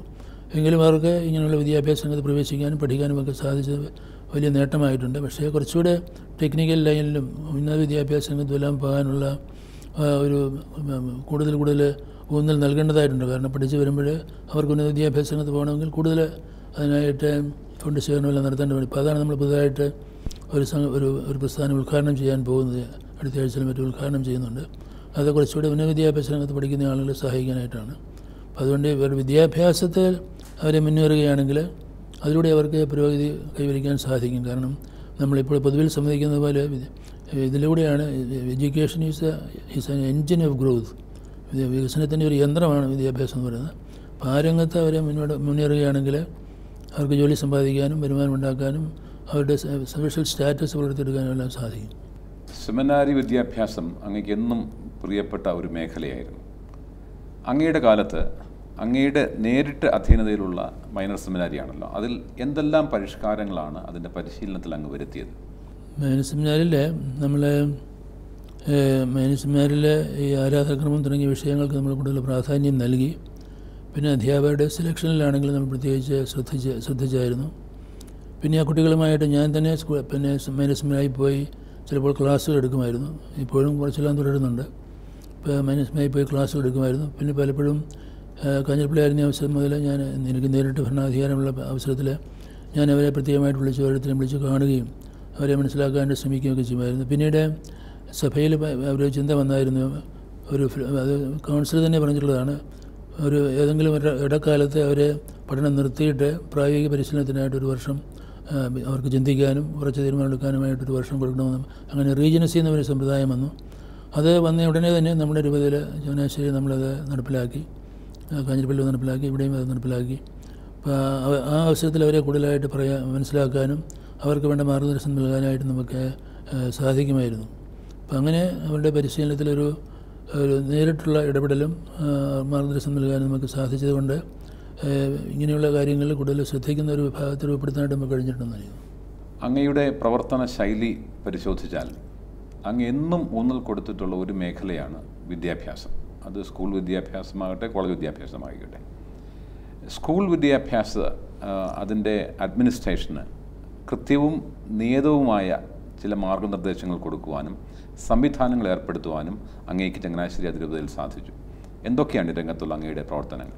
നമ്മൾ ഈ കവാട്ടുപതിൻ്റെ കാലത്ത് തന്നെ നമുക്ക് കോർപ്പറേറ്റ് മാനേജ്മെൻറ്റ് ഉണ്ടായിരുന്നു. കോർപ്പറേറ്റ് മാനേജ്മെൻറ്റ് വരുമ്പോഴത്തേക്കും നമുക്ക് നമ്മുടെ വിദ്യാഭ്യാസ രംഗത്തെ മുഴുവൻ ഒന്നായിട്ട് കാണാനും ആവശ്യമായിട്ടുള്ള ശ്രദ്ധ ചെലുത്താനും മാർഗ്ഗദർശനം നൽകാനും എല്ലാം സാധിക്കും. പ്രത്യേകിച്ചും ടീച്ചേഴ്സിൻ്റെ സെലക്ഷനിലും മറ്റുമൊക്കെ നമുക്ക് കൂടുതൽ അറ്റൻഡ് ചെയ്യാൻ സാധിക്കും. അതുപോലെ വിദ്യാലയ പ്രവേശനത്തിലും മറ്റുമൊക്കെയുള്ള നിയതമായിട്ട് രൂപങ്ങൾ ഉണ്ടാക്കാൻ നമുക്ക് സാധിക്കും. വിദ്യാഭ്യാസ രംഗത്ത് അഴിമതി ഉണ്ടെന്നൊക്കെ പറയും. പക്ഷേ നമ്മൾക്ക് കോർപ്പറേറ്റ് മാനേജ്മെൻറ്റും എല്ലാം ഉള്ളതുകൊണ്ട് നമുക്ക് അവിടെയെല്ലാം നിയന്ത്രണങ്ങൾ ചെലുത്താനും ഒരു പരാതിക്കിടയാക്കാതെ ന്യായമായിട്ട് പ്രവേശനം നൽകാനും എല്ലാം നമുക്ക് സാധിക്കുമെന്നുള്ളത് നമ്മുടെ ക്രമീകരണം നമുക്കുണ്ടായിട്ടുള്ളൊരു വലിയ നേട്ടമാണ്.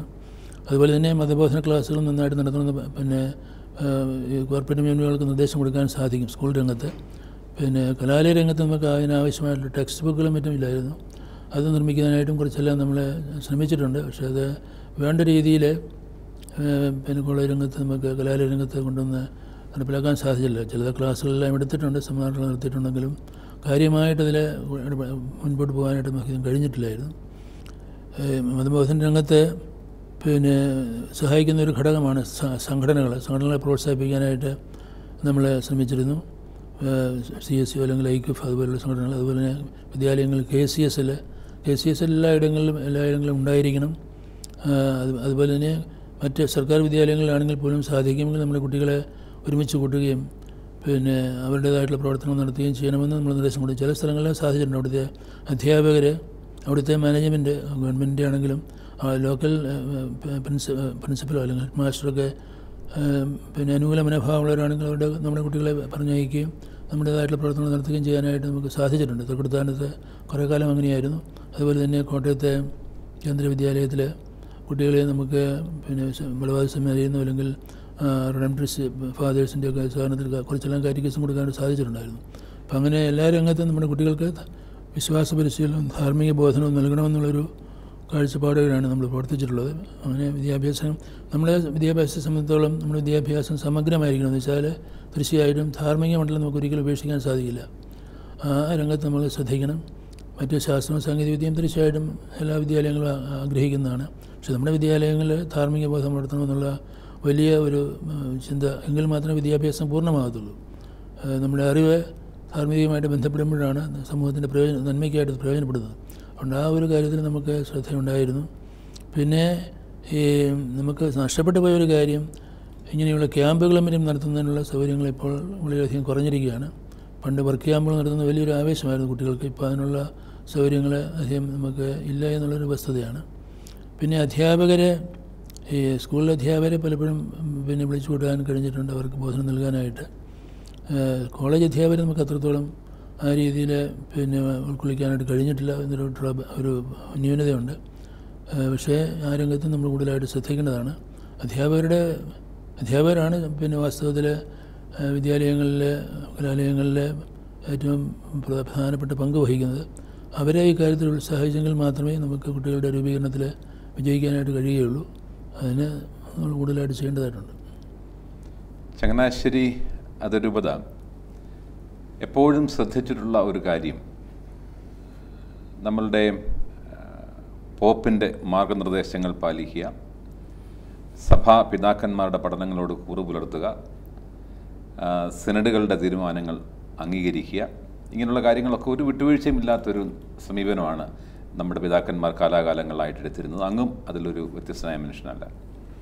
വത്തിക്കാൻ കൗൺസിലിൻ്റെ ആഹ്വാനം അനുസരിച്ച് പാസ്റ്റർ കൗൺസിലുകൾ ഏറ്റവും ആദ്യം ആരംഭിച്ച ഒരു രൂപതയാണ് ചങ്ങനാശ്ശേരി അതിരൂപത. അത് വത്തിക്കാൻ കൗൺസിലിൻ്റെ ആഹ്വാനം കൊണ്ട് അങ്ങ് ആരംഭിച്ചതാണോ അതോ ആ ദർശനം അങ്ങ് പങ്കുവെച്ചത് കൊണ്ട് ആരംഭിച്ചതാണോ? ഇപ്പോൾ നമ്മുടെ പാസ്റ്റർ കൗൺസിൽ ആരംഭിച്ചത് കോവിഡ് പിതാവിൻ്റെ കാലത്താണ്. പിന്നെ പിതാവിന് അനുസമ്മതമുണ്ടായിരുന്നു. ഞങ്ങൾ കൗൺസിൽ സ്ഥാപിച്ച് കഴിഞ്ഞിട്ടാണ് ഞാൻ രംഗത്ത് വരുന്നത്. ഞാൻ വന്നു കഴിഞ്ഞപ്പോൾ ഞാൻ അതിനകത്ത് പ്രവർത്തനത്തിൽ പങ്കുചേരുകയും എന്നെ അതിൻ്റെ സെക്രട്ടറി ആക്കി വെച്ചതായിരുന്നു. പാസ്റ്റർ കൗൺസിലിൽ നടപ്പിലാക്കണമെന്നുള്ള തീരുമാനമെടുത്തത് കോവിഡ് പിതാവ് തന്നെയാണ്. അന്നത്തെ പിതാവിൻ്റെ ഉപദേശ സമിതി എല്ലാം ചേർന്നാണ് നടത്തിയത്. പക്ഷേ അതിനൊരു കോൺസ്റ്റിറ്റ്യൂഷൻ ഉണ്ടാക്കാൻ തുടങ്ങിയ അവസരത്തിൽ അന്നത്തെ ചെറുകിട CM ജോൺ സാറും കരിസ്മാസ് സാറും ഞങ്ങൾ അതിനൊരു ഒരു നിയതമായിട്ടുള്ള കോൺസ്റ്റിറ്റ്യൂഷൻ ഉണ്ടാക്കിയത്. ആ കോൺസ്റ്റിറ്റ്യൂഷൻ മറ്റ് പല സ്ഥലങ്ങളിലും ഉപയോഗിക്കാനായിട്ട് ഇടയായിട്ടുണ്ട്. മറ്റ് ഒരു മോഡൽ കോൺസ്റ്റിറ്റ്യൂഷനായിട്ട് ചിലതൊക്കെ അവർ ചോദിക്കുകയും അതനുസരിച്ച് ക്രമീകരിക്കാനായിട്ട് ശ്രമിക്കുകയും ചെയ്തിട്ടുണ്ട്. അപ്പം അങ്ങനെ നമ്മൾ വ്യവസ്ഥാപിതമായിട്ടുള്ള രീതിയിൽ പാസ്റ്റർ കൗൺസിൽ നടത്താനായിട്ടുള്ള ഒരു ശ്രമമാണ് നമ്മൾ നടത്തിയത്. പക്ഷേ കുറേയെല്ലാം നമ്മൾ ഈ ഇലക്ഷൻ രംഗത്തും മറ്റുമൊക്കെ വരുമ്പോഴത്തേക്ക് അത് വേണ്ട രീതിയിൽ സഭയുടെ ഒരു ചൈതന്യം അനുസരിച്ച് നടത്താനായിട്ട് പലപ്പോഴും നമുക്ക് കഴിയാതെ പോയിട്ടുണ്ട്. കാരണം ലോക്കൽ ലെവലിൽ വരുമ്പോഴത്തേക്ക് ഇലക്ഷൻ നടക്കുമ്പോഴേ ചിലപ്പോൾ രാഷ്ട്രീയ പരിഗണനകൾ അല്ലെങ്കിൽ മറ്റു തരത്തിലുള്ള പരിഗണന വരുന്നതുകൊണ്ട് എപ്പോഴും നമുക്ക് പാസ്റ്റർ കൗൺസിലെ അംഗത്വം അത്ര ഭദ്രമായിട്ട് വരാൻ സാധിച്ചിട്ടില്ല. കൗൺസിൽ തുടങ്ങിക്കഴിഞ്ഞാൽ ആരംഭകാലങ്ങളിൽ സമ്മേളനങ്ങൾ കുറേ പേര് സംബന്ധിക്കും. പിന്നീട് പലപ്പോഴും പല ആൾ മാറി നിൽക്കുന്നൊരു പ്രവർത്തനത്തിൻ്റെ ശൈലി കൊണ്ടാണോ അങ്ങനെ ഒരു അനുഭവം ഉണ്ടായിട്ടുണ്ട്. പക്ഷേ പാസ്റ്റർ കൗൺസിൽ അത്യന്താപേക്ഷിതമാണ്. അത് മാത്രമല്ല, ഞങ്ങൾ CBCയിലായിരുന്ന ഈ അവസരത്തിൽ ഒരു നാഷണൽ കൗൺസിലും അതുപോലെ രൂപീകരിക്കുകയുണ്ടായി.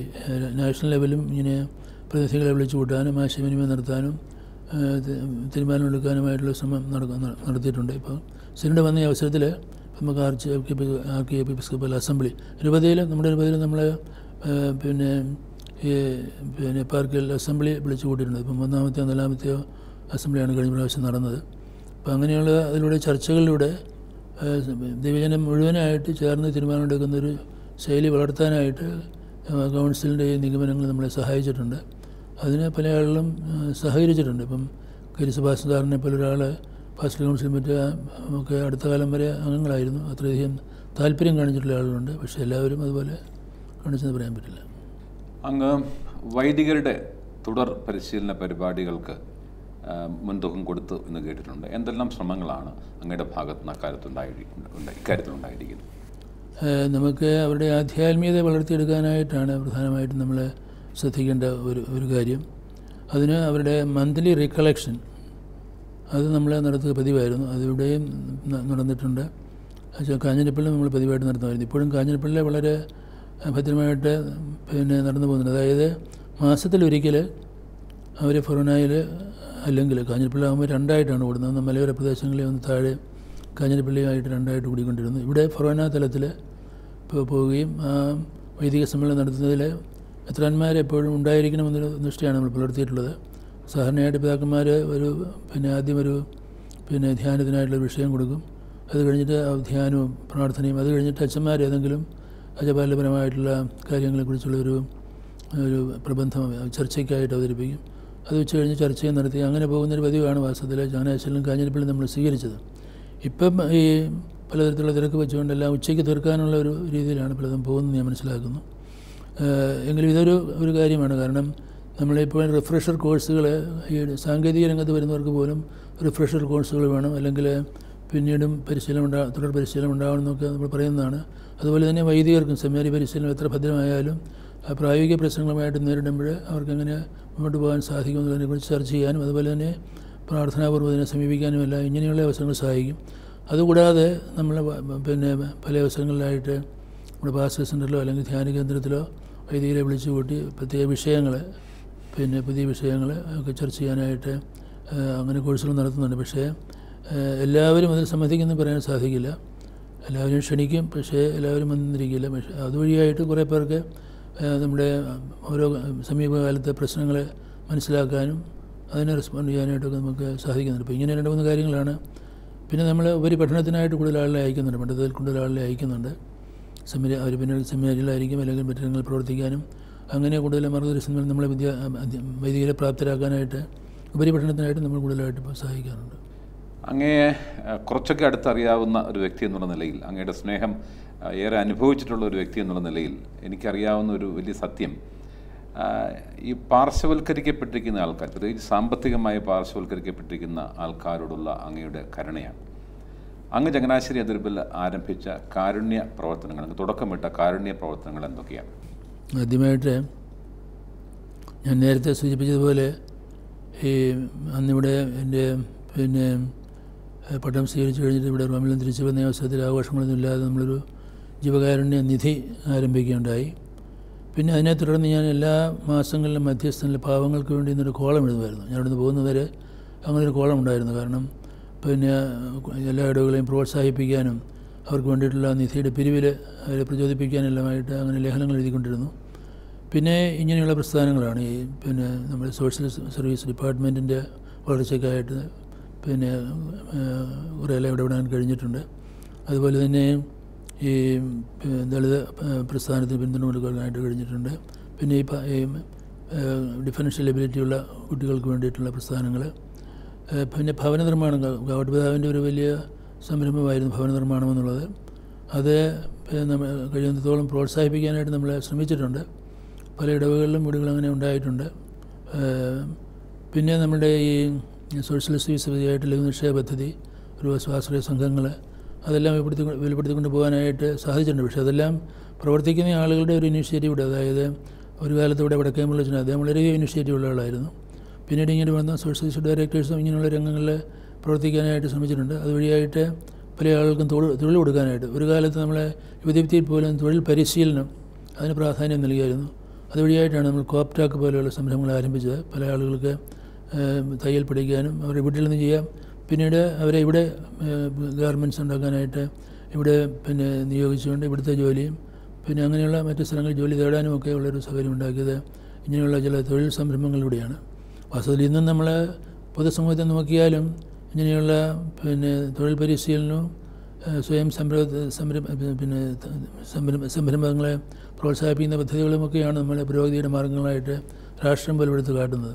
അപ്പം അങ്ങനെയുള്ള രീതികളിൽ ഈ പാർശ്വവൽക്കരിക്കപ്പെട്ട ആളുകളെ ഉയർത്തിക്കൊണ്ട് വരാൻ നമുക്ക് സാധിക്കും. പക്ഷേ ഇതിനകത്തൊരു ബുദ്ധിമുട്ട് ഇതാണ്, ഒരു പ്രശ്നമുള്ളത്, നമ്മൾ മാർക്കറ്റൊക്കെ ഈ കമ്പോള വ്യവസ്ഥയെ അംഗീകരിക്കേണ്ടത് ആവശ്യമാണ്. അത് കുറേയെല്ലാം സ്വാതന്ത്ര്യത്തെ സംരക്ഷിക്കാനും സ്വകാര്യ വ്യക്തിത്വങ്ങളെ അവരുടെ വളർത്തിയെടുക്കാനും ഒക്കെ സഹായിക്കും. പക്ഷേ അതേസമയം ഇതുപയോഗിച്ചും വളരെയധികം ലാഭം എടുക്കുകയും വലിയ കമ്പനികൾ കോർപ്പറേറ്റ് ഏജൻസികളും മറ്റൊക്കെ വലിയ ലാഭം എടുക്കുകയും അതേസമയത്ത് ആ ഒരു അസമത്വം വളരെയധികം വളർന്നു വരുവാനായിട്ട് ഇടയാകുകയും ചെയ്യുന്നുണ്ട്. അത് മാറ്റാനായിട്ട്, വ്യവസ്ഥയെ മാറ്റാനായിട്ട് സഭയ്ക്ക് സാധിക്കില്ല. അത് രാഷ്ട്രത്തിൻ്റെ ഒരു നിയമനിർമ്മാണത്തിലൂടെയും സഭയ്ക്ക് പ്രോത്സാഹനം നൽകാൻ സാധിക്കും. അത് നമുക്ക് വേണ്ട രീതിയിൽ നടത്താനായിട്ട് കഴിഞ്ഞിട്ടില്ല. അസമത്വം എല്ലാ സമൂഹത്തിലും ഉണ്ടായിരിക്കും. അത് തീർത്ത് മാറ്റാൻ നമുക്ക് സാധിക്കില്ല. കാരണം കഴിവുകൾ വ്യത്യസ്തമാണ്. ഓരോരുത്തരും അവരുടെ വരുമാനം ചെലവ് ചെയ്യുന്ന രീതിയിൽ വ്യത്യാസമുണ്ട്. അങ്ങനെയെല്ലാം വരുമ്പോഴത്തേക്ക് അസമത്വം പലപ്പോഴും ഉണ്ടായിരിക്കും. പക്ഷേ വലിയ അന്തരം, ആളുകളുടെ സാമ്പത്തിക സ്ഥിതിയും സാമൂഹിക സ്ഥിതിയും തമ്മിലുള്ള വലിയ അന്തരം തീർച്ചയായിട്ടും വലിയ തെറ്റാണ്, വലിയ അപകടമാണ്. അപ്പോൾ അതിനെതിരായിട്ട് നമുക്ക് മനസാക്ഷിയെ ഉണർത്തിക്കൊണ്ടിരിക്കാൻ മാത്രമേ നമുക്ക് സാധിക്കുകയുള്ളൂ. അതുകൊണ്ടാണ് നമ്മൾ സാമൂഹിക രംഗത്ത് നമ്മൾ ബോധവൽക്കരണത്തിന് ശ്രമിക്കുന്നുണ്ട്. ഇങ്ങനെയുള്ള രീതികളിലാണ് നമ്മൾ ആ രംഗത്തെ സമീപിക്കുന്നത്. എൻ്റെ ഓർമ്മ ശരിയാണെങ്കിൽ അങ്ങ് 2 തവണ CBCയുടെ അധ്യക്ഷനായി ഇരുന്നു. അങ്ങ് CBC അധ്യക്ഷനായി കഴിഞ്ഞപ്പോൾ ആദ്യം പത്രക്കാർ അങ്ങോട്ട് ചോദിച്ചു, CBC അധ്യക്ഷനായുള്ള നിലയിൽ അങ്ങയുടെ പ്രവർത്തനങ്ങൾക്ക് മുൻഗണന എന്തിനായിരിക്കുമെന്ന് ചോദിച്ചപ്പോൾ അദ്ദേഹം അങ്ങ് പറഞ്ഞത്, ഞാൻ മതസൗഹാർദ്ദത്തിന് ഊന്നൽ കൊടുക്കും എന്ന് പറഞ്ഞതായിട്ട് ഞാൻ വായിക്കുകയുണ്ടായി. CBC അധ്യക്ഷൻ എന്നുള്ള നിലയിൽ അങ്ങയുടെ സേവനങ്ങൾ എപ്രകാരമൊക്കെയായിരുന്നു? അഖിലേന്ത്യാ തലത്തിൽ നമുക്ക് വളരെയധികം ചെയ്യാൻ സാധിച്ചിട്ടുണ്ടെന്ന് എനിക്ക് തോന്നുന്നില്ല. നമ്മൾ ഈ മാർപ്പാപ്പ വന്ന അവസരത്തിൽ നമ്മൾ മറ്റ് മതാധ്യക്ഷന്മാരെ വിളിച്ചു കൂട്ടുകയും സമ്മേളനം നടത്തുകയെല്ലാം ചെയ്തിട്ടുണ്ട്. പിന്നെ പ്രാദേശികമായിട്ടാണ് കൂടുതൽ കാര്യങ്ങൾ ചെയ്യേണ്ടത്. നമ്മുടെ ഇവിടെ കേരളത്തിൽ പൊതുവെ മതസൗഹാർദ്ദമുള്ള ഒരു പ്രദേശമാണ്. നമുക്ക് പ്രശ്നമുണ്ടാകുന്ന അവസരത്തിൽ, ഉദാഹരണമായിട്ട് കാഞ്ഞിരപ്പള്ളി ആയിരുന്ന അവസരത്തിൽ, നിലയ്ക്കൽ പ്രശ്നമുണ്ടായ അവസരത്തിൽ നമ്മൾ ഈ ഹിന്ദുമതത്തിൽപ്പെട്ട ആളുകളോടാണ് അതേക്കുറിച്ച് MP മന്മഥൻ, കിടങ്ങൂർ ഗോപാലകൃഷ്ണപിള്ള ഇവരുമായിട്ടൊക്കെ ചർച്ച ചെയ്താണ് ഒരു പരിഹാരം കാണാനായിട്ട് നമ്മൾ ശ്രമിച്ചത്. പക്ഷേ അന്നത്തെ തീവ്രവാദികൾ അതിന് സമ്മതിച്ചില്ല. പിന്നീട് നമ്മൾ വഴങ്ങിക്കൊടുക്കുക ചെയ്തു. വാസ്തവത്തിൽ നമ്മുടെ കേന്ദ്രമന്ത്രി വിചാരിച്ചിരുന്ന സ്ഥലം മാറിയിട്ട് 2 കൂട്ടരും യോജിച്ച് മറ്റൊരു സ്ഥലത്ത് പോയി നമ്മളിപ്പോൾ പുതിയ സെൻറ്റർ സ്ഥാപിക്കുക ചെയ്തത്. അപ്പോൾ നമ്മളങ്ങനെ മറ്റുള്ളവർക്ക് വിദ്വേഷം ഉണ്ടാകത്തക്ക രീതിയിലൊന്നും ചെയ്യരുതെന്നുള്ള ഒരു രീതിയിലാണ് നീങ്ങുന്നത്. പിന്നെ നമ്മൾ മറ്റവസരങ്ങളിൽ അവരെ വിളിച്ചു കൂട്ടാനൊക്കെ ശ്രമിച്ചിട്ടുണ്ട്. ഞാനിവിടെ NSSൽ പണിക്കർ സാറായിരുന്നപ്പോഴത്തേക്ക് പലപ്പോഴും കാണുകയും ഇതുപോലുള്ള കാര്യങ്ങളെക്കുറിച്ച് സംസാരിക്കുകയും ചെയ്യാനിടയായിട്ടുണ്ട്. പിന്നെ ഒരു പതിവായിട്ട് വന്ന് നമ്മൾ വലിയ അവസരങ്ങളിലൂടെ ക്രിസ്മസ് പോലുള്ള അവസരങ്ങളും മറ്റുമൊക്കെ മറ്റ് മതങ്ങളുടെ പ്രതിനിധികളെ വിളിച്ചു കൂട്ടാനും അവരുമായിട്ട് ഒരുമിച്ച് ഭക്ഷണം കഴിക്കാനും എല്ലാമായിട്ട് അതൊരു നൂറ്റാണ്ടിൻ്റെ ആരംഭം മുതൽ തുടങ്ങിയൊരു പരിപാടിയാണ്. അപ്പം അങ്ങനെയെല്ലാം കുറച്ച് ഒരു സൗഹാർദ്ദം വളർത്താനായിട്ട് നമ്മൾ ശ്രമിക്കുന്നുണ്ട്. പക്ഷേ ഇന്നിപ്പോൾ അതിന് പണ്ടത്തേക്കാൾ കൂടുതലായിട്ട് സമുദായങ്ങൾ തമ്മിലുള്ള സ്പർദ്ധ വർദ്ധിപ്പിക്കാനും മറ്റുമൊക്കെയുള്ള ശ്രമങ്ങൾ പുറത്തുനിന്ന് വരുന്ന ശക്തികളും ചിലപ്പോൾ ഇവിടെ നിന്ന് ചില ആളുകളും എല്ലാം സഹകരിച്ചത് വാസ്തവത്തിലൊരു വലിയ ഒരു പ്രയാസമുണ്ടാകുന്ന ഒരു സാഹചര്യമായിരുന്നു സൃഷ്ടിച്ചിട്ടുള്ളത്. കേരളത്തിലെ കമ്മ്യൂണിസ്റ്റ് പാർട്ടികൾ ഒരുപക്ഷെ ഏറ്റവും അസഹിഷ്ണുതയോടെ കാണുന്ന ഒരു വ്യക്തിയാണ് അങ്ങ്. അവർ പറയുന്നത് അങ്ങ് കോൺഗ്രസ്സുകാരനാണ്, ശക്തനായ കമ്മ്യൂണിസ്റ്റ് വിരോധിയാണ് എന്നൊക്കെ അവർ പറയാറുണ്ട്. എന്തുകൊണ്ടാണ് കമ്മ്യൂണിസ്റ്റിനെതിരായി അങ്ങ് ചില ശക്തമായ നിലപാടുകൾ എടുക്കുകയും പറയുകയും എഴുതുകയും ചെയ്തിരിക്കുന്നത്? അത് വ്യക്തമാണ്. കാരണം കമ്മ്യൂണിസം ഒരു ഐഡിയോളജിയാണ്. കമ്മ്യൂണിസ്റ്റിന് അതിൻ്റേതായിട്ടുള്ള ഒരു കാഴ്ചപ്പാടുണ്ട്. നമ്മുടെ ലോകത്തെ സംബന്ധിച്ചും അതിൻ്റെ വ്യവസ്ഥയെക്കുറിച്ചും എല്ലാം ഒരു കാഴ്ചപ്പാടുണ്ട്. അത് ക്രൈസ്തവ വിശ്വാസത്തിനൊട്ടും നിരക്കുന്നതല്ല. അവരുടെ അടിസ്ഥാനപരമായിട്ടൊരു തത്വം ഡയലക്റ്റിക്കൽ മെറ്റീരിയലിസമാണ്, വൈരുദ്ധ്യാത്മക ഭൗതികവാദം. അതുപോലെ തന്നെ ക്ലാസ് വാർ, 2 വിഭാഗങ്ങളുമായിട്ടുള്ള മത്സരമാണ് ചരിത്രത്തിൻ്റെ താക്കോല് എന്ന് പറയുന്ന ആ രീതി. പിന്നെ അതുപോലെ ഡിക്റ്റേറ്റർഷിപ്പ്, ദ പ്രോലിറ്റേറിയറ്റ്, ഒരു വർഗത്തിൻ്റെ സർവാധിപത്യം. പിന്നെ മതത്തെ സംബന്ധിച്ചുള്ളവരുടെ കാഴ്ചപ്പാട്. അങ്ങനെ അവരുടെ പ്രത്യയശാസ്ത്രപരമായിട്ട് നമുക്ക് ഒരിക്കലും ആ ഒരു സംവിധാനത്തോട് യോജിക്കാൻ സാധിക്കില്ല. പിന്നെ പ്രായോഗികമായിട്ട് അവരെ ചെന്നിടത്തെല്ലാം മതമർദ്ദനം നടത്തിയിട്ടുണ്ട്. റഷ്യയിലാണെങ്കിലും ചൈനയിലാണെങ്കിലും പിന്നെ ക്യൂബയിലാണെങ്കിലും ഇപ്പം നോർത്ത് കൊറിയയിലാണെങ്കിലും എല്ലായിടങ്ങളിലും അവരെ മതത്തിൻ്റെ വളർച്ചയെ അവരെ പിന്നെ തടസ്സപ്പെടുത്താനായിട്ട് അല്ലെങ്കിൽ ഇല്ലാതാക്കാനായിട്ട് ശ്രമിച്ചിട്ടുള്ളൂ. EMS പോലും പറഞ്ഞത് അവരുടെ തത്വശാസ്ത്രം അനുസരിച്ച് മതവിശ്വാസം എന്ന് പറയുന്നത് ഒരു അന്ധവിശ്വാസമാണ്, അല്ലെങ്കിൽ അതിൽ യാതൊരു കാര്യവുമില്ല. വാസ്തവത്തിൽ മതം ശ്രമിക്കുന്ന മനുഷ്യനെ ഭൗമികമായിട്ടുള്ള കാര്യങ്ങളെക്കുറിച്ച് പറഞ്ഞ് മനുഷ്യനെ മയക്കി കിടത്തുകയാണ്. അതുകൊണ്ടാണ് അതിന് കറുപ്പെന്ന് പറഞ്ഞത്. കറുപ്പ് മതം മനുഷ്യനെ മയക്കുന്ന കറുപ്പെന്ന് വെച്ചാൽ അവന് ഒരു വക അബോധാവസ്ഥയിൽ ഇവിടുത്തെ സാഹചര്യങ്ങളെല്ലാം അവഗണിക്കുന്ന രീതിയിൽ ആക്കി തീർക്കാനായിട്ട് സഹായിക്കുന്ന ഒരു ഉപകരണമാണ് മതം എന്നെല്ലാം. അതാണ് പിന്നെ അവരുടെ ഒരു അടിസ്ഥാനപരമായിട്ട് ദർശനമാണ്. EMS അത് വ്യക്തമായിട്ട് പറഞ്ഞിട്ടുണ്ട്. അദ്ദേഹം പിന്നെ അതുപോലെ തന്നെ ഈ മതങ്ങളെ ഇല്ലാതാക്കാനായിട്ട് ഇന്നത്തെ വ്യവസ്ഥയെ നശിപ്പിക്കണം. വ്യവസ്ഥയുടെ ഒരു മേൽത്തട്ട് മാത്രമാണ് മതം. അതുകൊണ്ട് അത് വ്യവസ്ഥയുടെ മാറിക്കഴിയുമ്പോഴത്തേക്കും മതം ഇല്ലാതായിക്കോളും. പിന്നെ അതിന് അടവ് തന്ത്രങ്ങൾ, അധികാരത്തിലെത്താനായിട്ട് അടവുകൾ ഉപയോഗിക്കുന്നതിൽ തെറ്റില്ല, അവരെയും കൂട്ടാവുന്നതാണ് എന്നുള്ള രീതിയിലൊരു സമീപനമാണ് അടിസ്ഥാനപരമായിട്ട് അവർക്കുള്ളത്. പിന്നെ നമ്മുടെ സമൂഹത്തിൽ തന്നെയാണെങ്കിലും ഒരു സമാധാനപരമായിട്ടുള്ള പരിവർത്തനത്തെക്കാൾ കൂടുതൽ അക്രമത്തിലൂടെ കടന്നു കയറുക എന്ന് പറയുന്നത് നമുക്കൊരിക്കലും നീതീകരിക്കാൻ സാധിക്കില്ല. അങ്ങനെ ഉള്ള സംഭവങ്ങൾ ഈ റഷ്യയിലും ചൈനയിലും എല്ലാം ഒരു ഡിക്റ്റേറ്റർഷിപ്പാണ്, അക്രമത്തിൻ്റെ ഉപയോഗമാണ് പതിവായിട്ട് പരക്കെ നടക്കുന്നത്. അത് ഹിറ്റ്ലറും മറ്റും ചെയ്തു അതുപോലെ തന്നെയാണ്. പക്ഷേ അവരുടെ വേറെ പ്രത്യയശാസ്ത്രമാണ്. പക്ഷേ ഇങ്ങനെയുള്ള കാരണങ്ങൾ കൊണ്ട് നമുക്ക് ഈ താത്വികമായിട്ട് തന്നെ യോജിക്കാൻ സാധിക്കില്ല. പക്ഷേ ഈ ഇങ്ങനെയുള്ള ആളുകളിൽ പലർക്കും ഒരു പക്ഷേ അവരുടെ മനസ്സിൽ ചില അവസരങ്ങളിലും ഈ ഭാവികമായിട്ട് അല്ലെങ്കിൽ മതപരമായിട്ടുള്ളൊരു ചില ധാരണകളൊക്കെ കിടക്കുന്നുണ്ടായിരിക്കും. പക്ഷേ ഈ അടുത്ത കാലത്തും അവരുടെ പാർട്ടി നേതാക്കന്മാർ പറഞ്ഞു വെച്ചത് ഒരു കമ്മ്യൂണിസ്റ്റ് പാർട്ടി അംഗമാകണമെങ്കിൽ ഈ വൈരുദ്ധ്യാത്മിക ഭൗതികവാദം നന്നായിട്ട് പഠിക്കുകയും അത് മറ്റുള്ളവരെ പഠിപ്പിക്കുകയും ചെയ്യുന്ന ആളുകളായിരിക്കണം പാർട്ടി മെമ്പേഴ്സ് എന്ന് പറഞ്ഞിരിക്കുന്നത്. അന്നേരം അത് ഇതിൻ്റെ എല്ലാം മതത്തിൻ്റെ നിഷേധം എല്ലാം അതിനകത്ത് ഉൾപ്പെടുന്നതാണ്. അതുകൊണ്ടാണ് സത്യപ്രതിജ്ഞ അവസരത്തിൽ പോലും നിയമസഭ സത്യപ്രതിജ്ഞ ചെയ്യുന്ന ആളുകളും ദൈവനാമത്തിൽ സത്യപ്രതിജ്ഞ ചെയ്യാൻ പാടില്ല. അത് പാർട്ടി സംബന്ധിച്ച നിബന്ധനയാണ്. ആരോ ഇടയ്ക്ക് അത് തെറ്റിപ്പോയതുകൊണ്ട് അവരെ ശാസിക്കുകയൊക്കെ ചെയ്തിട്ടുണ്ട്. പിന്നെ ഈ മതവിശ്വാസമുള്ള ആളുകൾ ഏതെങ്കിലും തരത്തിൽ പ്രകടമാക്കിയാൽ, ക്ഷേത്രത്തിൽ പോവുകയോ അല്ലെങ്കിൽ മറ്റ് മതസമ്മേളനങ്ങൾ സംബന്ധിക്കുകയോ ചെയ്താൽ അതെല്ലാം അതിനെ അവർ നിഷേധാത്മകമായിട്ടാണ് കാണുന്നത്, അതിനെ ശാസിക്കാറുണ്ട്. അതുകൊണ്ട് നമുക്കതിനോട് താത്വികമായിട്ട് വ്യക്തിപരമായിട്ട് നമുക്ക് ബന്ധങ്ങൾ അല്ല, താത്വികമായിട്ട് നിർണ്ണയിക്കാൻ സാധിക്കില്ല. വ്യക്തിപരമായിട്ട് നമുക്ക് ആരോടും വെറുപ്പില്ല. ശ്രീ എം എ ബേബി അടുത്ത കാലത്ത് മോൻ്റെ കല്യാണത്തിന് നമ്മളെയൊക്കെ ഒന്ന് വിളിച്ചായിരുന്നു. നമ്മൾ പോയില്ലെങ്കിലും നമ്മൾ സംസാരിക്കുകയും സമ്മാനം കൊടുക്കുകയൊക്കെ ചെയ്തായിരുന്നു. പക്ഷേ വ്യക്തിപരമായിട്ടുള്ള ബന്ധങ്ങളല്ല, പക്ഷേ താത്വികമായിട്ട് അതിനെ നിർണ്ണയിക്കാൻ പറ്റില്ല, നമുക്കതിനെ പിന്തുണയ്ക്കാനും പറ്റില്ല, ഇലക്ഷനാണെങ്കിലും. ന്യൂനപക്ഷ അവകാശങ്ങളുടെ കാവലാൾ എന്നാണ് അങ്ങ് അറിയപ്പെടുന്നത്. പലരും ന്യൂനപക്ഷ അവകാശങ്ങളുടെ ധ്വംസനമുണ്ടാകുമ്പോൾ നിശബ്ദരായി ഇരിക്കുന്നൊരു കാഴ്ച കാണുമ്പോൾ വളരെ ശക്തമായി അതിനെതിരെ പ്രതികരിക്കുവാൻ, അത് എഴുത്തിലൂടെയും സംസാരത്തിലൂടെയും പ്രതികരിക്കുവാൻ അങ്ങ് എന്നും മനസ്സ് കാണിച്ചിട്ടുണ്ട്. എന്തുകൊണ്ടാണ് ഈ സ്വാതന്ത്ര്യം കഴിഞ്ഞ് ഇത്രയും വർഷം കഴിഞ്ഞിട്ടും അങ്ങ് ഈ ന്യൂനപക്ഷ അവകാശം വേണം, അത് ധ്വംസിക്കാൻ അനുവദിക്കില്ല എന്ന ശക്തമായ നിലപാടെടുത്തിരിക്കുന്നത്? ഞാൻ ഈ ഭരണഘടന രൂപീകരിച്ച അവസരത്തിൽ ഞാൻ വിദ്യാർത്ഥിയായിരുന്നു. ഇങ്ങനെയുള്ള കാര്യങ്ങളെക്കുറിച്ച് കൂടുതൽ അന്നത്തെ ചർച്ചകളൊക്കെ പിന്തുടരാനായിട്ട് സാധിച്ചിട്ടുണ്ട്. അന്ന് വാസ്തവത്തിൽ ക്രൈസ്തവരുടെ കാര്യത്തിലൊക്കെ ആലോചിച്ചത് റിസർവേഷന്, പ്രത്യേക നിയോജകമണ്ഡലങ്ങൾ അല്ലെങ്കിൽ അതുപോലെയുള്ള സംവിധാനങ്ങൾ ഏർപ്പെടുത്താം, അപ്പോൾ അവരുടെ രാഷ്ട്രീയമായിട്ടുള്ള അവകാശങ്ങൾ സംരക്ഷിക്കപ്പെടുക എന്നുള്ള ചിന്തകളൊക്കെയാണ് പലരും ഉയർത്തിക്കൊണ്ട് വന്നത് ന്യൂനപക്ഷങ്ങളുടെ നിലനിൽപ്പിനായിട്ട്. ന്യൂനപക്ഷങ്ങളെ സംബന്ധിച്ചിടത്തോളം അന്ന് ഭരണത്തിലിരുന്ന ആളുകൾക്ക് ഒരു ചിന്തയുണ്ടായിരുന്നത് ബ്രിട്ടീഷുകാർ പറഞ്ഞുകൊണ്ട് നടക്കുമായിരുന്നു, അവർ പോയാൽ ഇവിടുത്തെ ന്യൂനപക്ഷങ്ങളുടെ കാര്യം അവതാളത്തിലാകുമെന്ന് അങ്ങനെ അവർ പറയുമായിരുന്നു. അതിനെ പ്രതിരോധിക്കേണ്ട ആവശ്യമുണ്ട്. അതുകൊണ്ട് ന്യൂനപക്ഷങ്ങളെ സംരക്ഷിക്കേണ്ടത് തങ്ങളുടെ ചുമതലയാണ്.